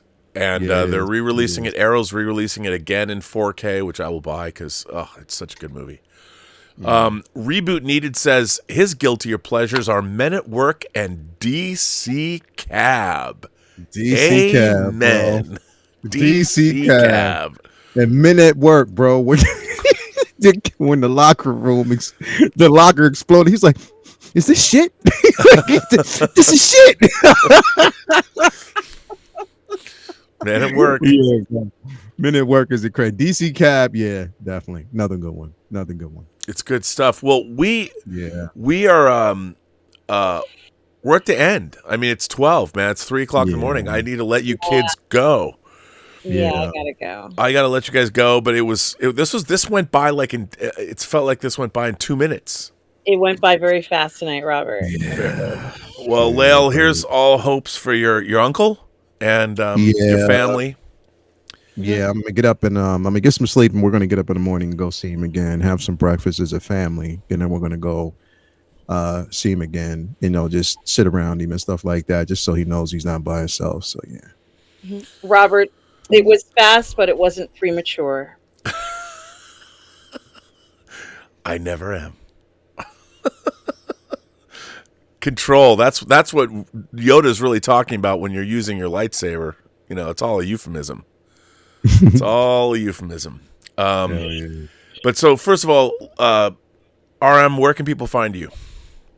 Well, you guys can always find me here on the Burnettwork, of course. I've been having a great time reviewing For All Mankind, which just ended with Julian, but Darth Plato and I are going to start to review very soon Masters of the Air as soon as we finish reviewing the Pacific, which is a fantastic series. If you guys have not seen the Pacific, but leading up to the Pacific, we've been reviewing every single episode, and we are eager to be covering and just really excited for Masters of the Air that's coming up. That'll be on here, as well as Positive Fandom. You guys can also find me on my new YouTube channel, Roman Empire Matters, as well. I have one video up, but I have more videos coming out, so you can find me on there as well. Robert, I just did a Golden Globes review with Catherine on Sunday, but we're also going to be doing the Screen Actors Guild, the BAFTAs, and the Oscars. What a great Golden Globes that was on Sunday. Evenly distributed winners. Oppenheimer won big. So many stars did well. It was a great Golden Globes, I think. You know, award. I always say they're back. Award ceremonies are back. But had so much fun with that. And of course, you guys can find me on my Sunday Brunch show on Sunday, where I do all the parlay in the fandom. And it was such a great night tonight, as it always is. A great night. Thank you. It's true. It was great. It was always fun. So, Lael, where can people find you? You can find me at the 16 Scale Man YouTube channel, if you haven't already. Yeah, got a lot going on. You can also find me at the same name on Instagram as well. Become a member of the Figure Flex Friday Facebook group. We got a lot of stuff going on over there. Last week, I think it was last Monday, I actually released a collection tour. So if you haven't checked, if you want to check that out, see what I have going on in my collection, make sure you check it out. It is an hour and 30-minute long video, and a lot of people have been talking about it, so you can definitely do that. We got Collectors Lounge on Monday. Sunday, I'm sorry. Today we did Figure Flex Friday, of course, every Friday. Monday is Comic Book Talk with Friends. We definitely have a lot to talk about that day as well. Uncivilized Scoundrels, we are bringing that back because there's a lot that we have to talk about. I don't know when, but we're going to basically bring it back, and also say what Wednesday. So everything's full rotation. I also actually have a video that's going to be dropping probably, I want to say sometime this weekend, Rob. I'm not really sure. Okay. But I think it's going to be sometime this weekend.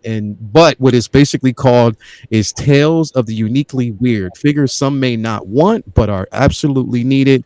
We'll be talking about some figures that are going to be released here shortly or pretty soon, and why they are actually needed to advance more or give Hot Toys and other companies, third-party companies, more incentive to make these figures. Go back and make some of the movies that we were talking about. Even like I said, Don't Be Afraid of the Dark. Make some of those characters. Give us characters that are make some Andor characters. Yeah.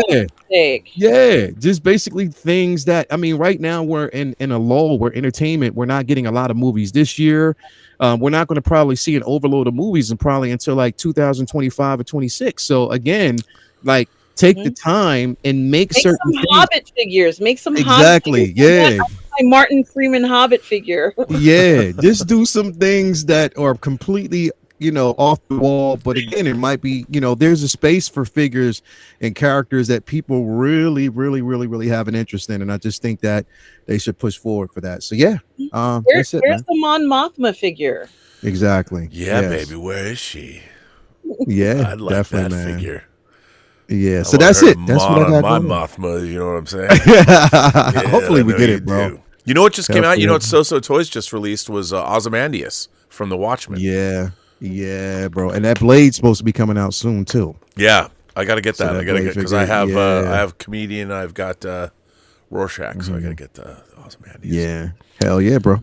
But on that note, everybody, I want to thank everybody for generously supporting this channel via super chats and tips and all that. Thank you very much. Thank you for all Tom for being Junior here. Jackson. Tom Sorry. Jr. Jackson, we are all goof people. Thank you for being the great moderator that you are.